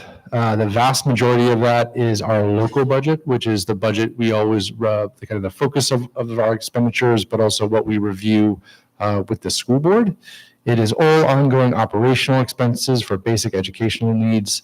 Is for FY 25, it's $445 million. About 2/3 of that, and we'll kind of do a dive into each of these, but the majority of that comes from the state with a smaller portion coming from the city. In addition to that, we have non-local funds. You may hear the term, what's referred to as the Consolidated Resource Plan. That is something in Rhode Island used to delineate funds that are typically coming from the federal government. You may be familiar with funds such as Title I, Title II, IDEA. So those are funds that are small but have a large impact because they are typically targeted either for students experiencing poverty, for teacher development, professional growth. So they are small but mighty dollars. Lastly, are a variety of grants and donations. These typically vary. Grants are often small in nature and very focused and in many cases one time. For those who had been on the board prior, obviously we had a significant influx of grant funds during the pandemic through various rounds of COVID relief dollars. We also want to mention that there are facilities bond funds that the city holds, and we work together with them on our capital plans. They are separate and apart both from our, they are part of the city's budget, but also part of the capital budget, so different than operating funds. So while the district doesn't have direct control over these are funds that we work in conjunction with the city on, particularly around school improvement.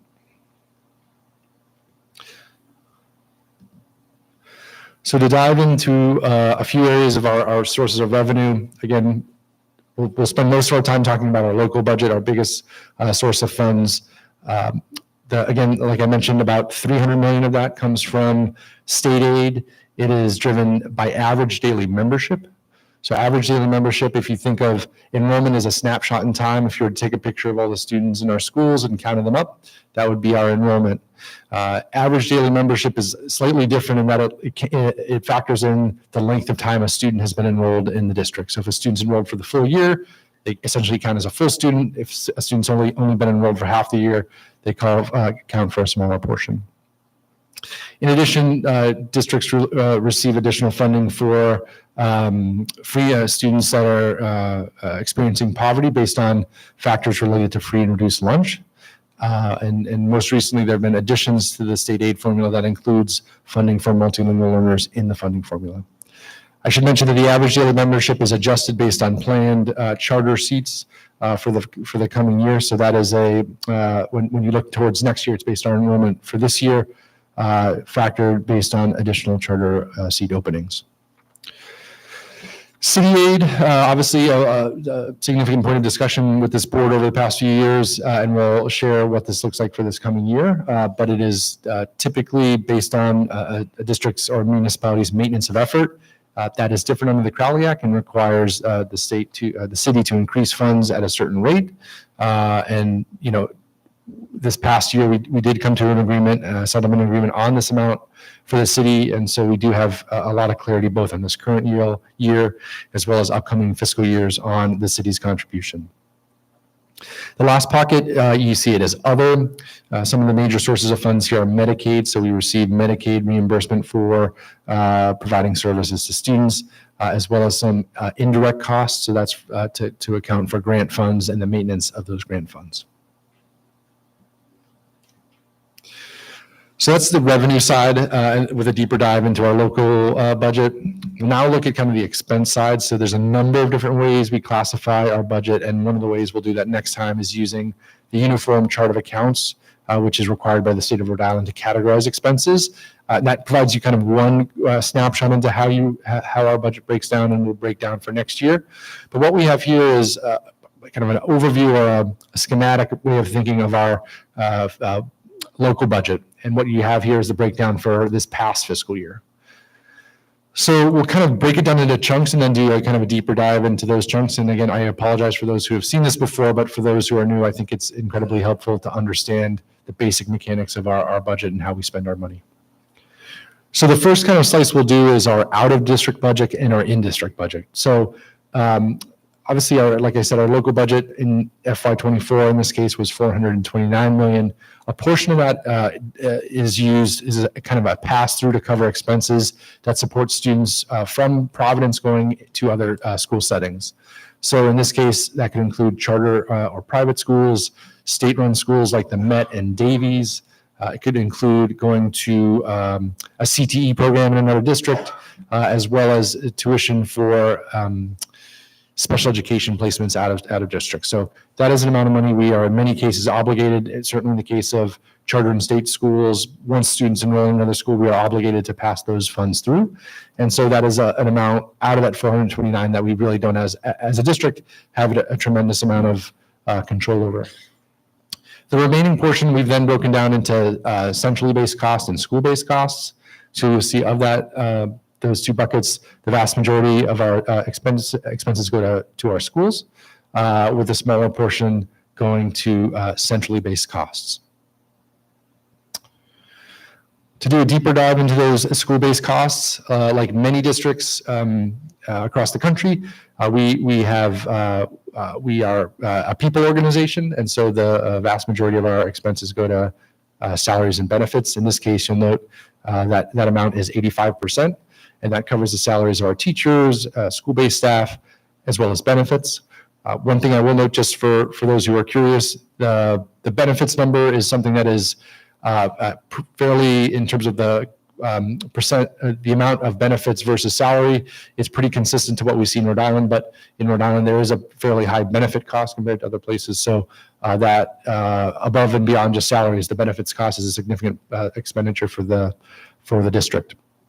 In addition to those salaries and benefits, we include direct services at schools, whether that's the staff and folks who help clean and repair our schools and in our custodial contract, those who service students on our buses and our transportation contract, as well as smaller repairs and expenses.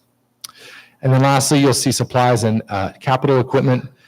Many of those are, it says capital equipment, that is less about buildings, more about supply, furniture, computers, and things like that. One thing you'll note on instructional materials, if you were listening when we were talking about the contracts earlier, you'll see a portion of our instructional materials are funded through our local budget, so that 1.5 million, but there's also a significant portion that is either funded through, often funded through our Title I or other funds as well.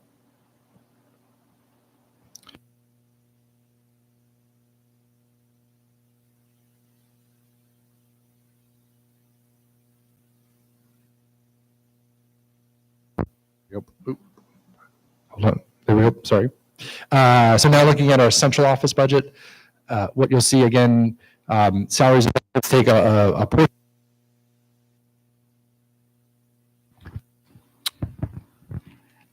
Yes. Okay. Thank you.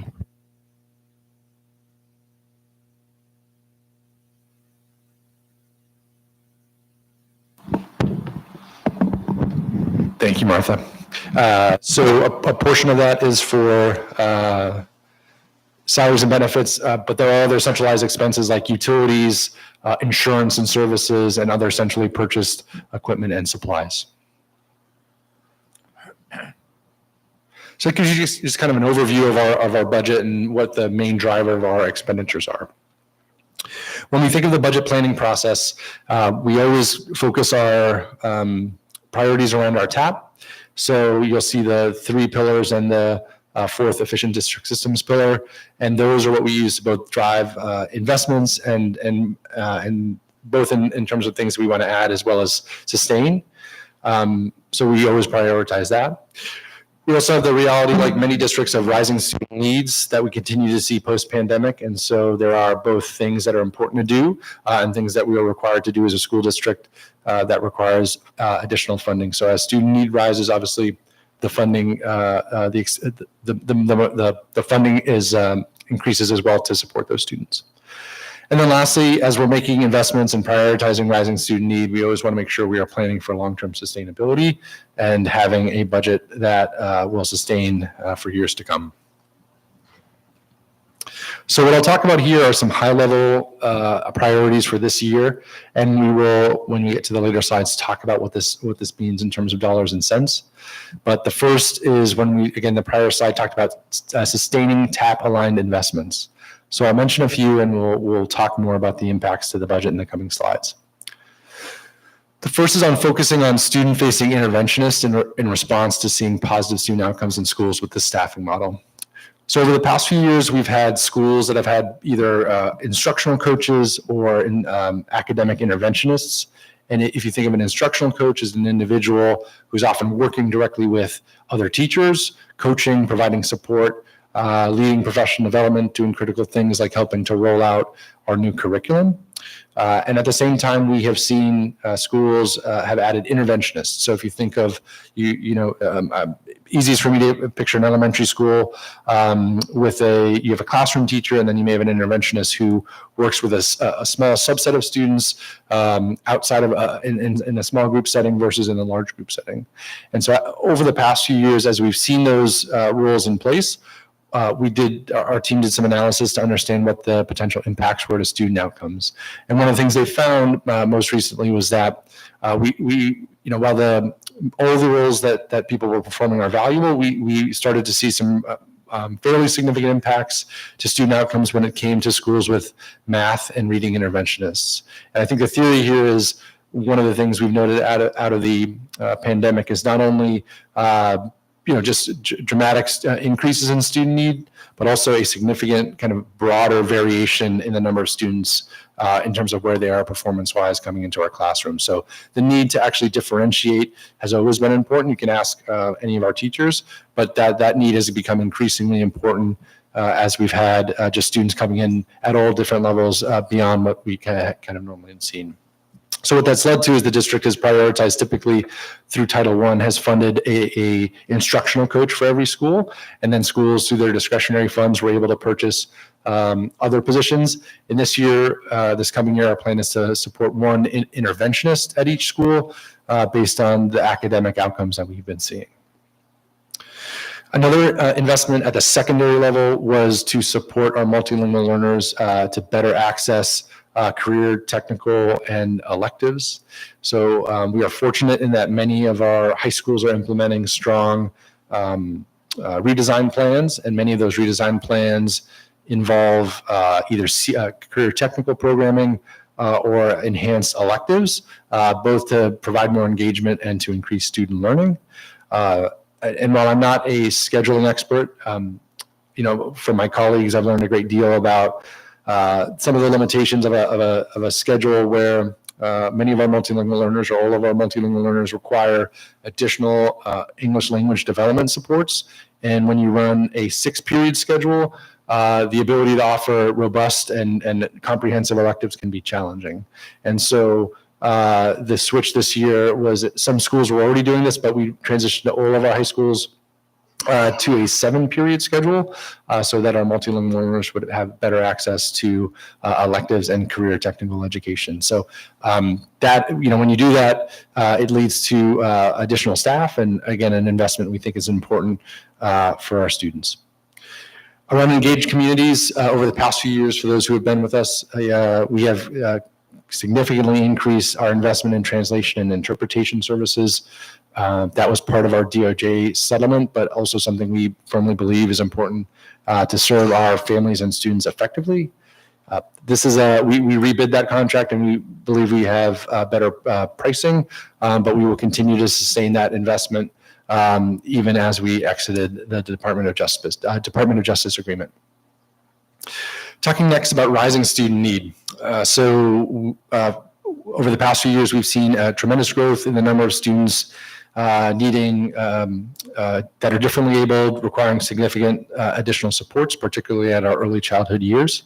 The prior year, I think, had to increase the number of pre-K and kindergarten classrooms by roughly 10, and we are now seeing those students matriculate to grades kindergarten and grades 1 for this coming year. So that requires us adding additional classrooms, and those classrooms tend to be fairly staff intensive to best support those students. So that is a significant increase in expenses, but one, again, we believe is necessary.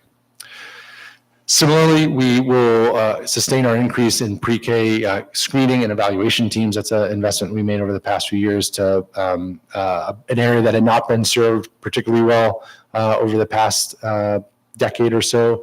And so making sure we were appropriately screening all students who qualified for early child services. And then similarly, and this will factor in more in our budget later, we've seen increases in our out-of-district placements. We've taken a lot of steps to make sure we can safely support those students in the district. But that is a significant expense of the district, and many districts, if you've seen, continue to bear, particularly over the past few years. In terms of planning for long-term financial sustainability, we've significantly increased the recruitment and retention strategies for our special education teachers. So we've offered additional compensation for teachers teaching in our most severe special education classrooms. We've seen some very positive results, particularly in our behavior and ECS classrooms, but we continue to struggle to find the teachers we need for our students on the autism spectrum. So some big wins there, but also an area that we continue to recruit for. We also, I think we're able to reach kind of a win-win with the city of Providence through an agreement over energy credits. So there's some history here with energy credits in the district. But for now, to focus on next year, we've reached an agreement where the city, which has energy credits that allow in different departments to reduce expenditures here, that we'll be able to provide some monetary funding to the city in exchange for energy credits that kind of both kind of give a win to the city as well as a win to the district. And happy to talk about that more when we get to this point later. And then lastly, as we continue to change the district's footprint, so we will have the students at Kennedy co-located at Hopkins, and through our new custodial contract, we explicitly put in place the ability to change the cost of that contract as square footage changed. So we are kind of have a built-in way to actually reduce the spend on custodial and maintenance as we change the footprint of our district.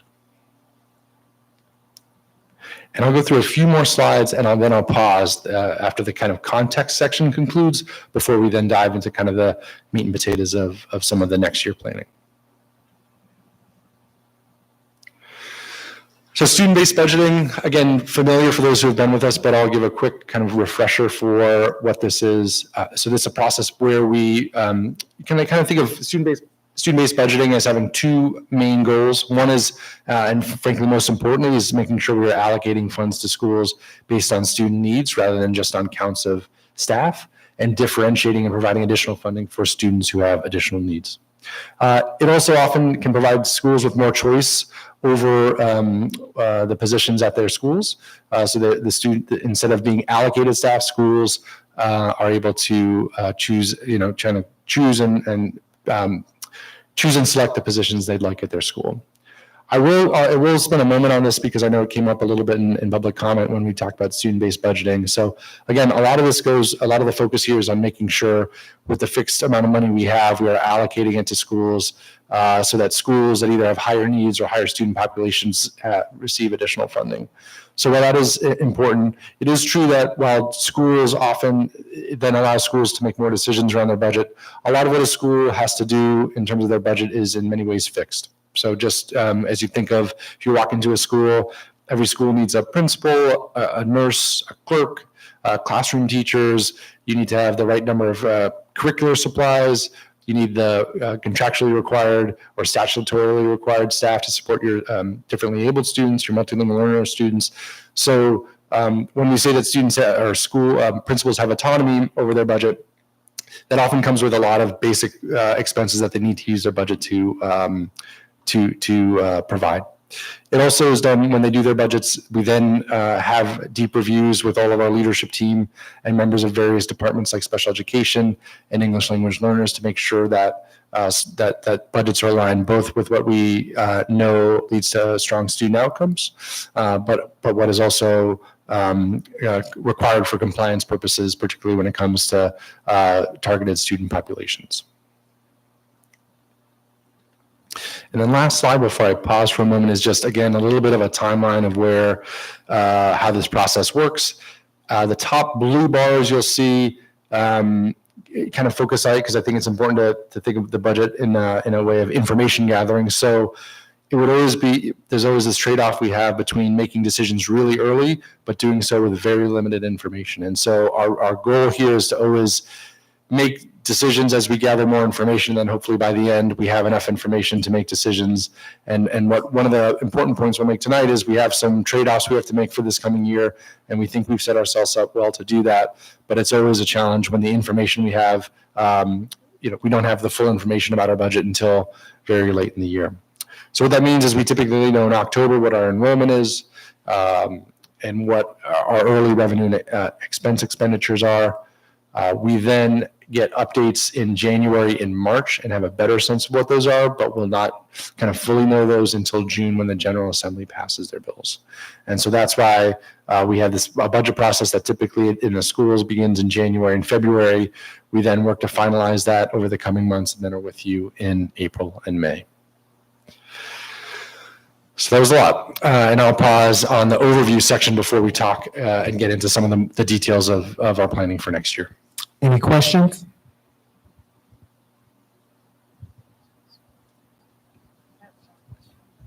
Vice President. Thank you so much. I have a question in terms of the timeline where it says, so that I know there's initial data gathering and projections in fall/early winter. And then in early 2025, in this instance, there's this phase of evaluating trade-offs with school communities. Could you speak more to like who is the school community, like who's involved in those conversations? Yeah, and this is an area we've tried to.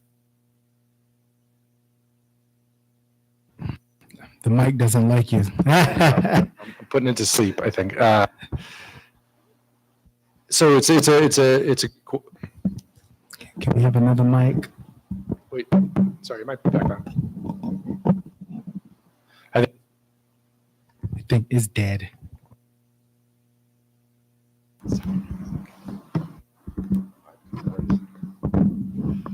All right, third time's a charm here, but it's an area where we've tried to grow and develop in. And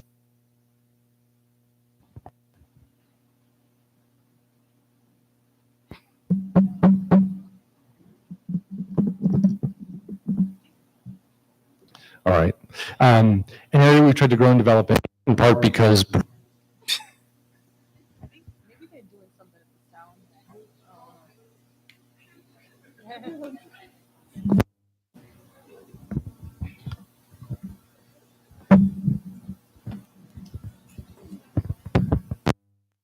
All right, great. An area we've tried to grow and develop in part because prior to student-based budgeting, it really was like, hey, schools, here's what you're getting. You have about 3% of your budget to buy supplies and things like that. So what this typically has meant most directly is our leaders of different departments, our principal supervisors and our principals working really closely, looking at their school improvement plan that was developed with their school community to then align with their budget. I think where it happens the best, our school leaders are then working with members of their school leadership team and teachers to help round out that budget. I will admit that's an area that we need to grow and improve on because I think while it happens at more and more schools, it doesn't happen as consistently as we would like. I will mention, and I'm trying to remember the presentations we did this year, but we also at that time while the schools are kind of having school level conversations, we've had engagements with our PAC and Parent Advisory Council to both share a similar presentation about what we're seeing and to learn kind of what priorities or what is important for them, both in terms of process as well as things that are important for them in the budget. But again, frankly, an area of growth for the district and how we continue to get better at that. Thank you for that. And I'm just trying to connect where, so that makes sense.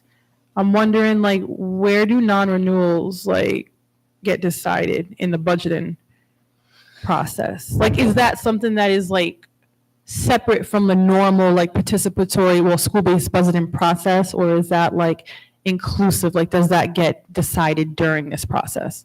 Yeah, it's a great question. So non-renewals are actually totally separate from the budgeting process. So if you think of it this way, a non-renewal is a personnel action about an individual or that a principal or a supervisor is making an assessment on.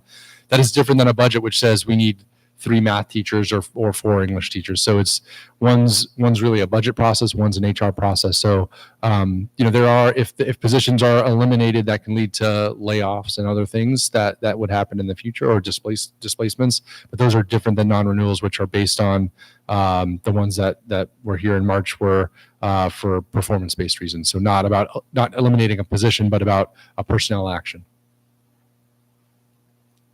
I'm saying I have one more. I'm so sorry. Thank you for that. And I guess maybe this is definitely my last question. I don't know how it works with schools. I know, for instance, at like a nonprofit, right? Like executive directors, like we can come up with the budget, we work with like our leadership team, but then our board has to like officially pass it. I'm just wondering if there is already a mechanism like in place, like on a policy level, or if there could be, that like involves, I don't know if it's like the school improvement team or the parent advisory council, like at the school level, to have to be involved and sign off on the budget proposals to sort of like steer away this sort of individualistic. Well, I understand folks are pressed, they're trying to get it done, I've been there. But like, I guess maybe the question is like, what sort of accountability can be baked into the process to make sure that like students, families, teachers are like at the table, whether it's like, oh, like a budget proposal needs to be shared with like the like PTA, you know what I mean? Like before it goes to the district, or like you need to have like X amount of signatures from staff to like, like actually even get it to that level of presenting it to the district as like something you want to do. I just wonder if there's anything already written or things that you guys have thought about. Yeah, it's a good question. I mean, I do think we would always, and I don't want to misspeak for or speak for the superintendent, but I do think it's important for us that at the school level, the principals would be the one making the final decision. That said, I think what we've thought of is how we can put in requirements in a way, requirements, and we don't want to make it just for compliance sake, but how we ensure that those conversations are happening at the school level. And a lot of that, and this is really not to put more on our school leaders and school staff's plate. So we don't want to, their job is to focus on instruction every day. So it's our job to do a better job of training them to make sure they feel equipped to have those conversations. Many are very good at doing that already and do that with their staff. And so I think it is, for us to find ways to make it, whether it's a sign off or something that affirms that they've had those conversations, because again, I think it's happening many times, but not all the time in a way that we'd like it to. Dr. Ransom? Yeah, I guess one of the things that just worries me a little bit about some of what we've heard from the community is that we have administrators who are sort of, moving it, that we have a high turnover rate with administrators whether those people are staying within the Providence school system or not. From the perspective of the community, it's a bit of a revolving door. And I wonder, like, that worries me in the sense that, like, how do you, if you have multiple principals in a year, it's almost like they're not permanent members of the school community, but they're the ones who are deciding how the priorities are set and where the money's going to be spent. And it does seem like it would make more sense to vest more of that decision making in the school community itself, like in the sort of, there are teachers who have presumably been there for decades and people who kind of understand how it all works. I know that's not a you decision. I'm not trying to put you on the spot for it, but I'm just wondering if that's something that we've had, have there been conversations about that, or what are your thoughts on that? Yeah, so I'd say two things, and we can get this data, but I think it's just worth putting numbers against administrator turnover. Like, I know we've heard there are specific cases or particular schools where we've seen turnover, but the last time we reviewed it, I think we were slightly above average when it came to administrator turnover. So it's not to say that it doesn't happen, but we're talking the vast majority of our schools are having the same leader in place. So that's one thing I would say. The second is, it's not just the principal sitting in a room turning in their budget, then everyone says like, great, we're done. They have a principal supervisor who's typically been in their school in multiple schools. They may be working with other administrators, like a principal may be working with their coaches and 8 assistant principals at the school. So I would say that the turnover, while it can be an issue, it's not as widespread, I don't think, and we can bring the data to see if that bears out. But there are other alternatives to have other staff, whether it's in the central office or the principal supervisor who has been and is aware of what those schools' priorities are. And it's often there's a school improvement plan that is often the driver of that, and that is a public document that people can see for each school. Any other questions? Keep going. All right. So to get a little into the meat, and I will apologize for in some of the slides about the small font, and I will do my best to explain it in as simply but also in the detail that it needs. So again, we'll start a little bit by framing big picture about what the trends are for next year. So what you'll see here are on the left-hand side revenue and the right-hand side expenses, and then kind of what kind of synthesized together that means for the district. So on the revenue side, we see city aid increasing slightly, though that is offset by, and this is based on an agreement we have with the city. So that's not, we appreciate their commitment to the settlement agreement. But while there's an increase in revenue from the city, the energy credits that we had agreed to in the settlement agreement for this year are no more for next year, aside from the agreement that we've reached after this. And so while revenue is going up by $3 million from the city, $3.5 million from the city, we are less $3 million in energy credits, so it's a net increase of around $500,000. We are projecting slight increases in state aid, but there's a significant amount of uncertainty as a lot of it hinges on what will happen in the General Assembly in June. And we'll talk about this being the main swing in our budget for next year and how we plan to address both scenarios. And then federal funds, I will say this is something we talk with a lot of colleagues around the country about. For those who are into education finance, I strongly encourage you to look at a group called Edunomics. They do a lot of work around this, and they have a webinar next week that talks about it. But the main takeaway, unfortunately, is that we really don't know next year about what the changes might be for federal funds. We are optimistic that a lot of our federal funds, like Title I, IDA, won't be impacted. But frankly, given what we've seen in other areas, we just don't know. So at this point, we are planning as if federal funding will continue as it has in prior years, but it is something we have to pay close attention to, knowing that there's a lot of uncertainty here. So let's see the revenue side. So a little bit of good news, but also some uncertainty.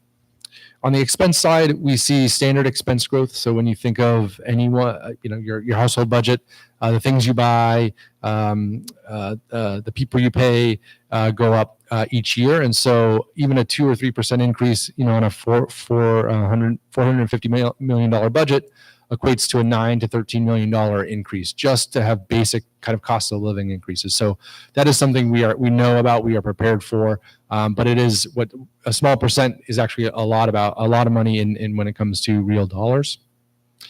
And then, as I mentioned earlier, we continue to see growth in high need special education classrooms, particularly in grades K and 1. And so in addition to the kind of standard expenses we see the growth of very high and staff intense classrooms that cost a lot of money. So when we look at next year, again, we have kind of a standard expense growth with some extra increase in student need, some small increases in revenue, and then a fair bit of uncertainty. And so that leads us to budget planning, where we know we have to make some difficult trade-offs despite those investments, in addition to those investments that we made, and that we just need to plan for a few different scenarios here that we'll walk through. So just to dive right into revenue, and I'll do my best to walk through what is a lot of information here. So let me just orient you to the different columns. The first is our current FY25 budget. This is all of our local revenue. So you'll see that $445 million total local budget revenues, which should look familiar from earlier in the presentation. That's for this year. Then you'll see the two columns next to it, which represent the current budget as we know it in state aid. And there's two different scenarios that we are potentially planning for. One is without a change in the success factor, and one is with that change in the success factor. So to briefly explain what the success factor means, and then I'll kind of walk through the details here. But the success factor is a factor in the funding formula that provides a multiplier for students that are identified as experiencing poverty. So typically districts receive, for every student, they receive an additional 40% per student. This for a certain subset of communities, including Providence, that number would go to 43%. That in and of itself has about a $4.3 million swing in our state aid. So but we will not know that until the General Assembly passes the final budget in June. Obviously, we have to have plans well before that. So we have a few scenarios that deal with whether that passes or whether that does not pass. So let me just start by walking you through the second column, then talking through what that means from a change from current year. And then, the main change from that scenario to the other one is that 4.3 I mentioned.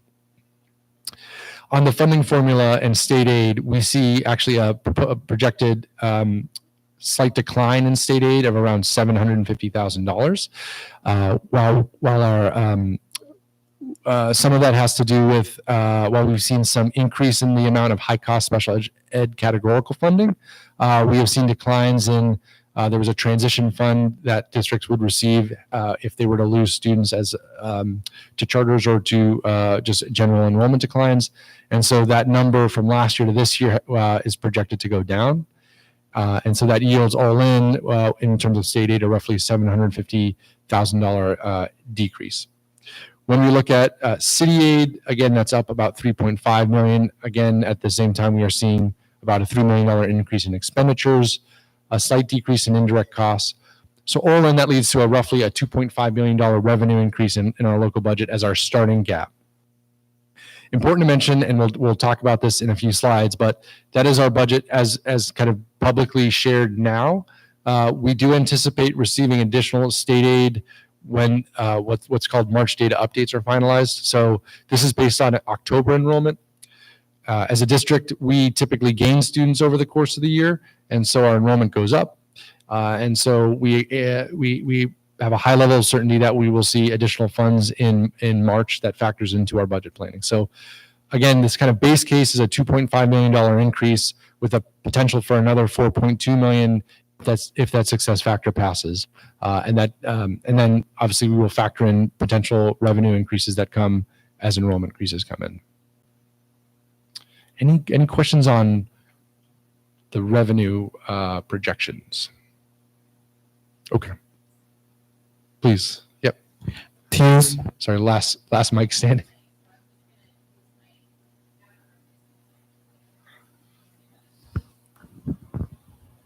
So without having those numbers in front of you, I'm trying to understand, and maybe there isn't a typical answer, but if you could answer for last year, as you might recall, how much did these numbers shift once you got those March updated enrollment numbers?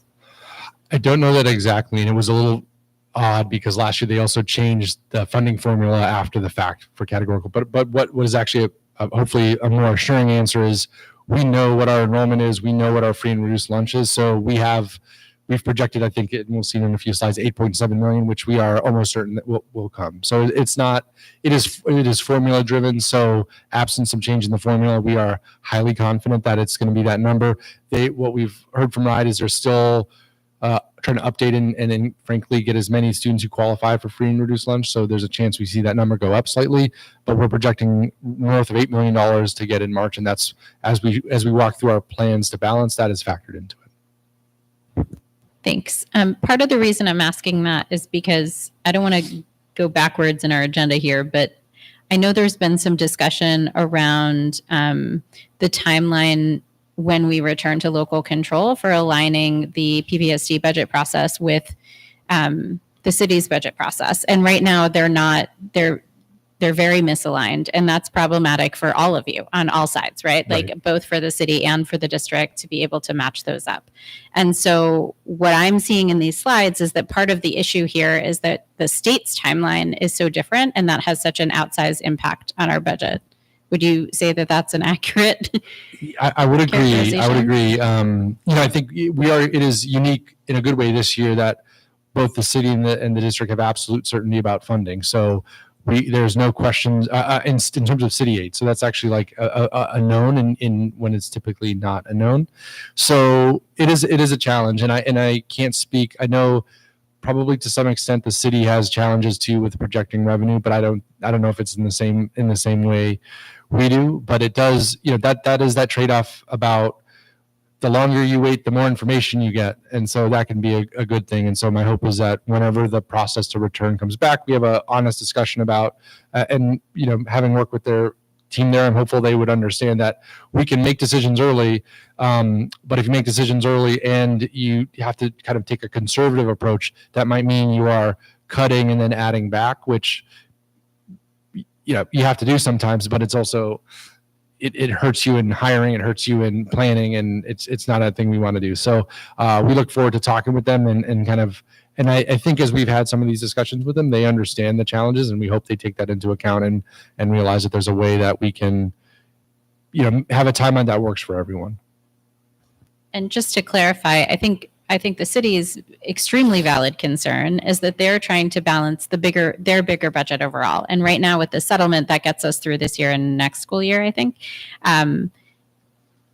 But they have to be able to have every single other department is on a completely different schedule than PPSD. So That's right. Again, this is something that we should be keeping in mind as we're talking about, and hopefully this is a piece that we can address together next month at our school board meeting when we hear from them.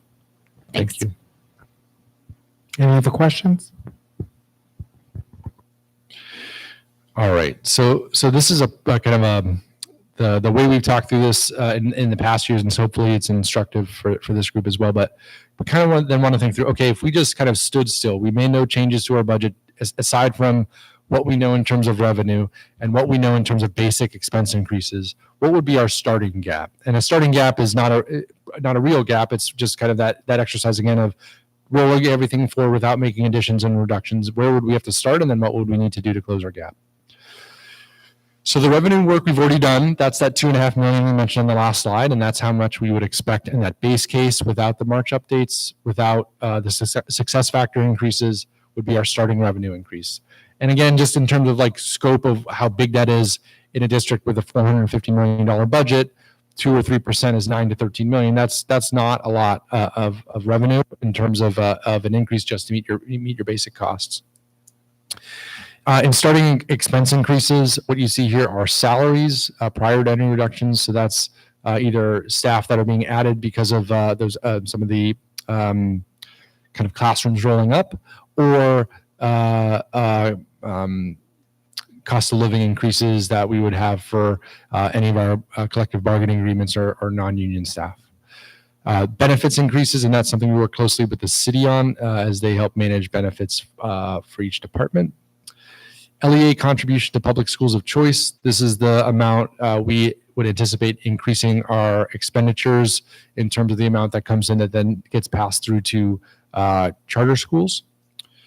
Special education tuitions, it's a large absolute dollar amount, well, about $1 million. But again, that line is roughly $28 million. So 1 million is on a percentage basis. It kind of factors in the fees associated with those schools going up from year to year. Similarly with transportation, we expect an increase just based on the kind of the standard like kind of cost growth with that contract, not actually adding buses or reducing buses. Computers are expenses that we have typically been funding the past 3 years out of ESSER funds, and we think it's important to bring back into our local budget so that it is a sustainable source for replenishing our computer supply. And then utilities, the $3 billion is actually not because of an increase in utilities, but again, an increase based on the removal of the energy credits that typically would reduce those expenditures from the city. So on the expense side, that's a roughly $22 million increase. If you net that out, it's a starting gap of $19.5 million. Obviously, when we start with that number, it's a big concern, and we did a lot of hard work with our schools and central office then to get to a plan for a balanced budget. So I will walk through that. And again, more to come next month about, so this is kind of the plan to close, and then next month you'll actually see the output of what that process is. So the starting point is at $19.5 million or $19.6 million you see at the top in terms of a starting gap. You'll then see a few of the investments we mentioned earlier. So the 7-period schedule, the additional special education classrooms as two of the bigger ones. We also, not mentioned earlier, but as we expand the number of self-contained classrooms, so those are classrooms that are servicing our students with most significant needs. They often have teachers that have highly specialized certifications and aren't often duly certified. And so to appropriately provide English language development for any multilingual learners in that class, instead of having a teacher who's duly certified, we're often hiring an additional staff member who pushes in to provide those services. So as we see those, the increase in special education classrooms, we also anticipate a growth in the number of English language teachers pushing into those classrooms. And then lastly, over the past few years, we've often had schools going in and out of swing space at the same time. This year, we have 2 schools going into swing space with no schools coming out. And so we, just based on early projections, believe we will need to provide additional buses to those schools, as even though they aren't far away, we want to make sure that the students who normally would qualify for buses, because the school's a little bit further away, receive transportation to those schools. So those kind of add to that starting gap in terms of the investments or additions we need to make. And then here you'll see the kind of reductions that help us start closing this gap. So the first is a reduction in discretionary funds. Wait for schools. It says discretionary funds. I mean, it is an amount of funding that typically requires schools to make difficult decisions about whether it's personnel or non-personnel. So this is a weight in the student-based budget formula that varies depending on the size of the school. But if you could imagine, a small school might see a $60,000 to $70,000 reduction. A large school may see $150,000 reduction. So that might mean in some cases non-personnel reductions, but in some cases schools are having to make some difficult trade-offs. If they have some support staff, that they might instead of 3 additional support staff, they might have to go down to 2. So difficult decisions, but one we tried to make equitably through the student-based budget model. We also made reductions to teacher assistants at the secondary level. So over the past few years, we've added in these areas as we've added classrooms. It was a difficult decision, but one as we looked at enrollment in these classrooms, we felt was acceptable, as many of these classrooms still have both a teacher and two teacher assistants rather than 3. And so while not an easy decision, one that we thought would have the least impact on student learning.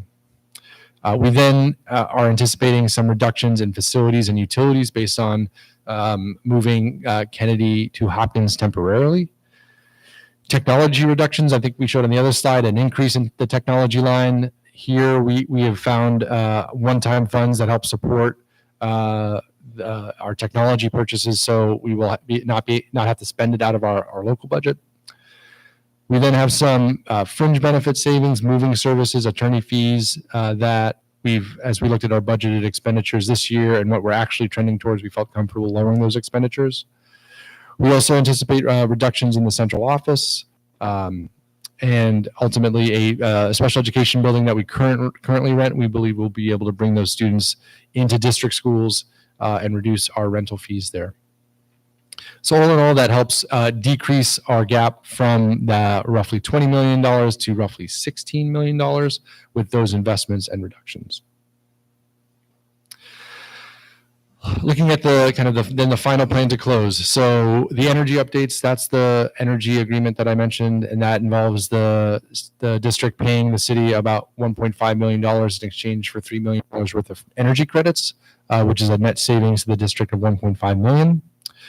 Through the work of our Mr. Sutherland and our special education team, we have seen reductions in and have been able to safely bring students back into the district. And so we're lowering our projections around special education tuitions.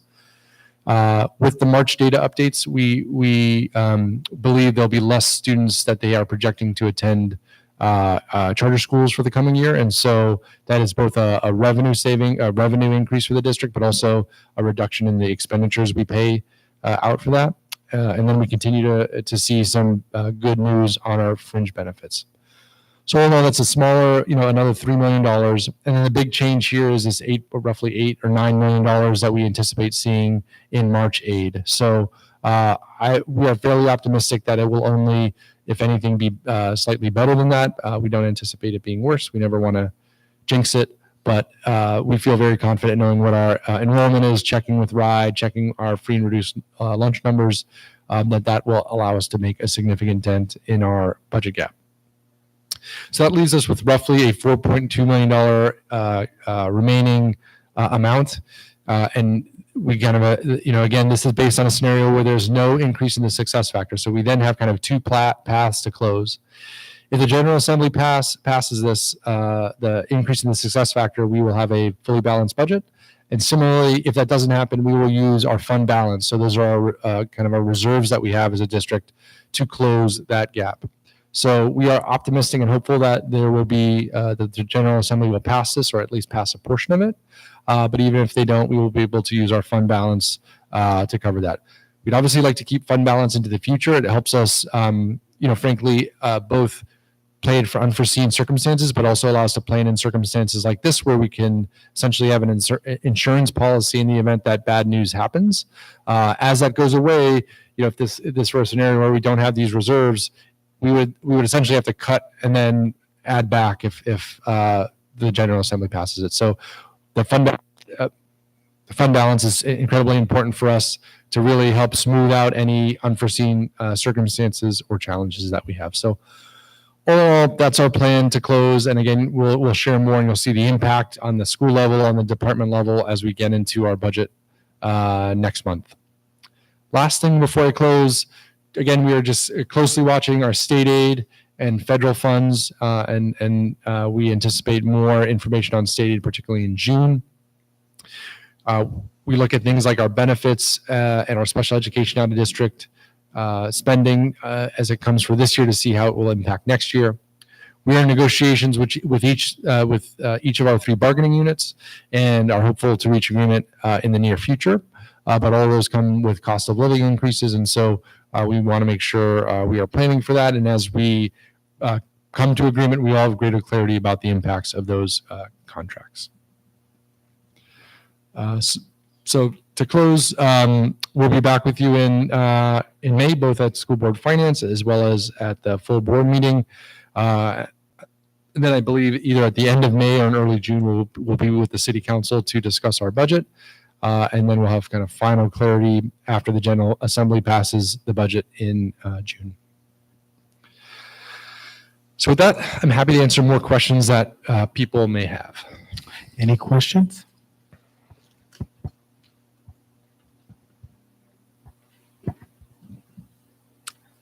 Any questions? Ms. Hughes? I'll be quicker this time. On this budget timeline on slide 20, the final item here is July 2024, Commissioner approves PPSD spending plan. Is that a task that outside of state control, if we were under local control, would that be the school board's purview, or where would that responsibility lie to approve that spending plan?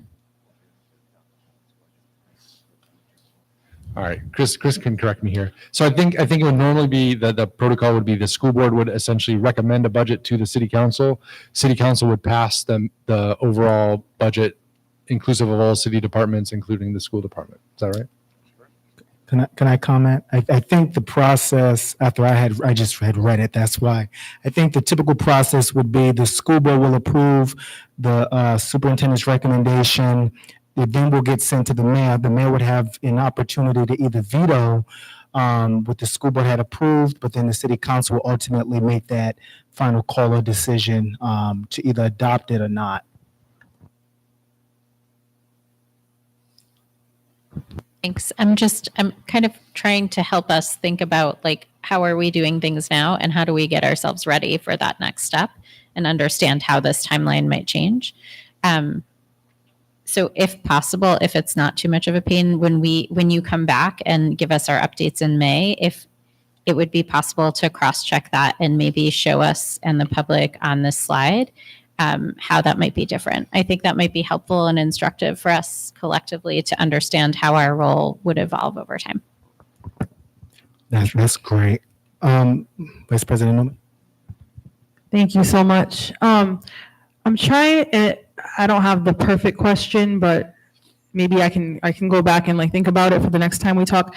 I guess I'm wondering about like how the budget is sort of like built, and if there's like some best practice or like percentages that you all are using to like decide how much of the budget should be going towards, say, central office or like administration versus like on the ground schools.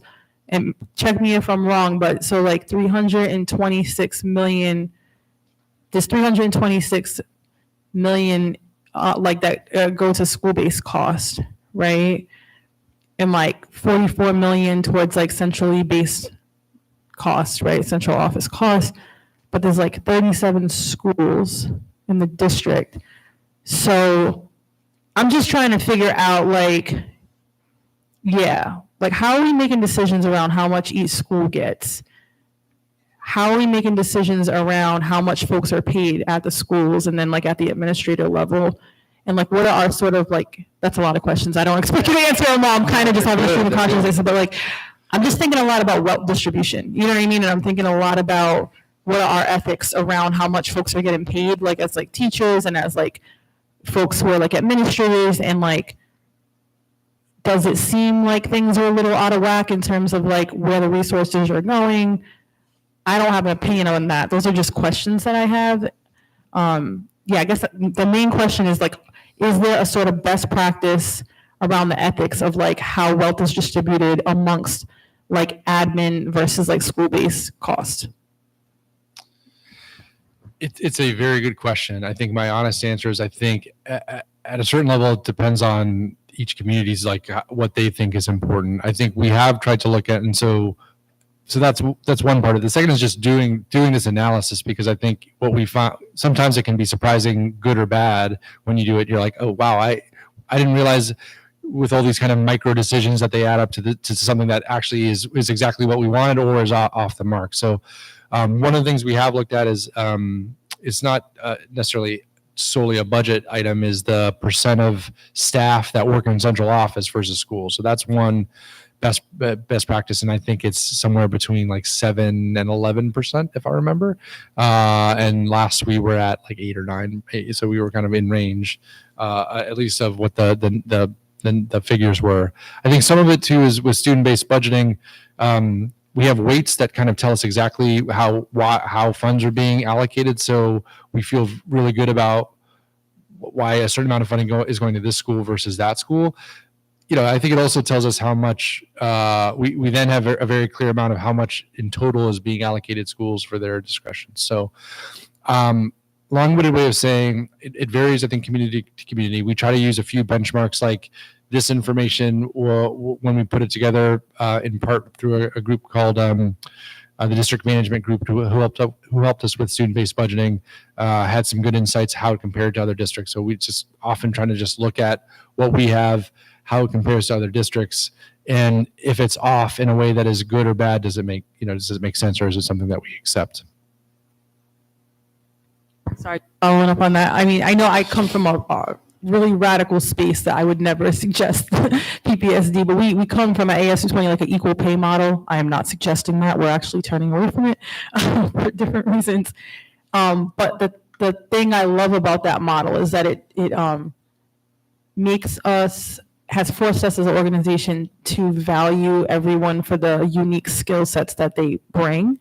And I'm just wondering if PPSD, if we could be thinking about, yeah, like what do we think is tolerable? If a teacher is making, I don't know, I think Lindsay was talking about like 46,000 or something like that for a starting, right? And like, but what's the starting for like the superintendent, right? And like, what do we think is like actually like humanistic and like right size for our community? Like, do we think there should be like, you know, should somebody at like a top level make 10 times that of like, you know, someone who's starting, or like where are the sort of bounds for our district? And again, not expecting you to answer that. I'm just wondering and maybe encouraging us to have those conversations as we think about wealth distribution between like our staff and our schools, and not just thinking about the schools as like the needs of those schools, but like what are the needs of like the whole ecosystem, and what are our ethics around how we distribute wealth amongst folks who are all contributing in unique and brilliant and beautiful ways. And like, we can't make this work without everyone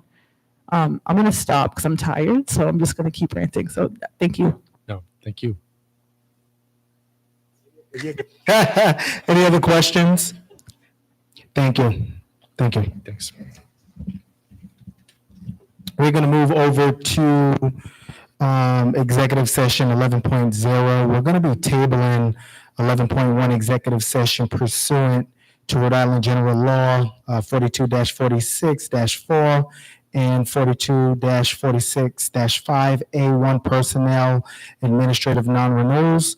That is going to be tabled. Mr. Ruggiero is not here today.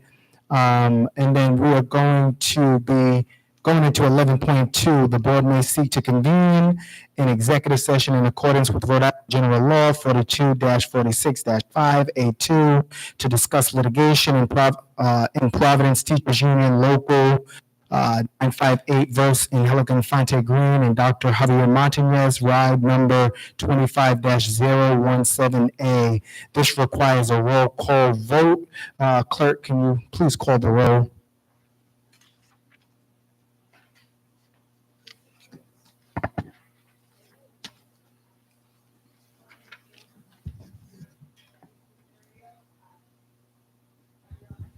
Aye.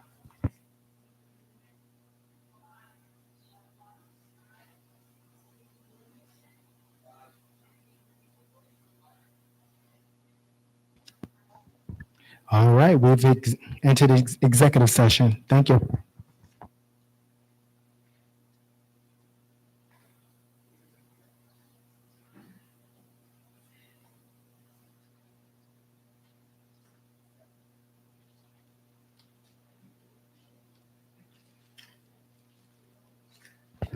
Okay, this is closed to the public.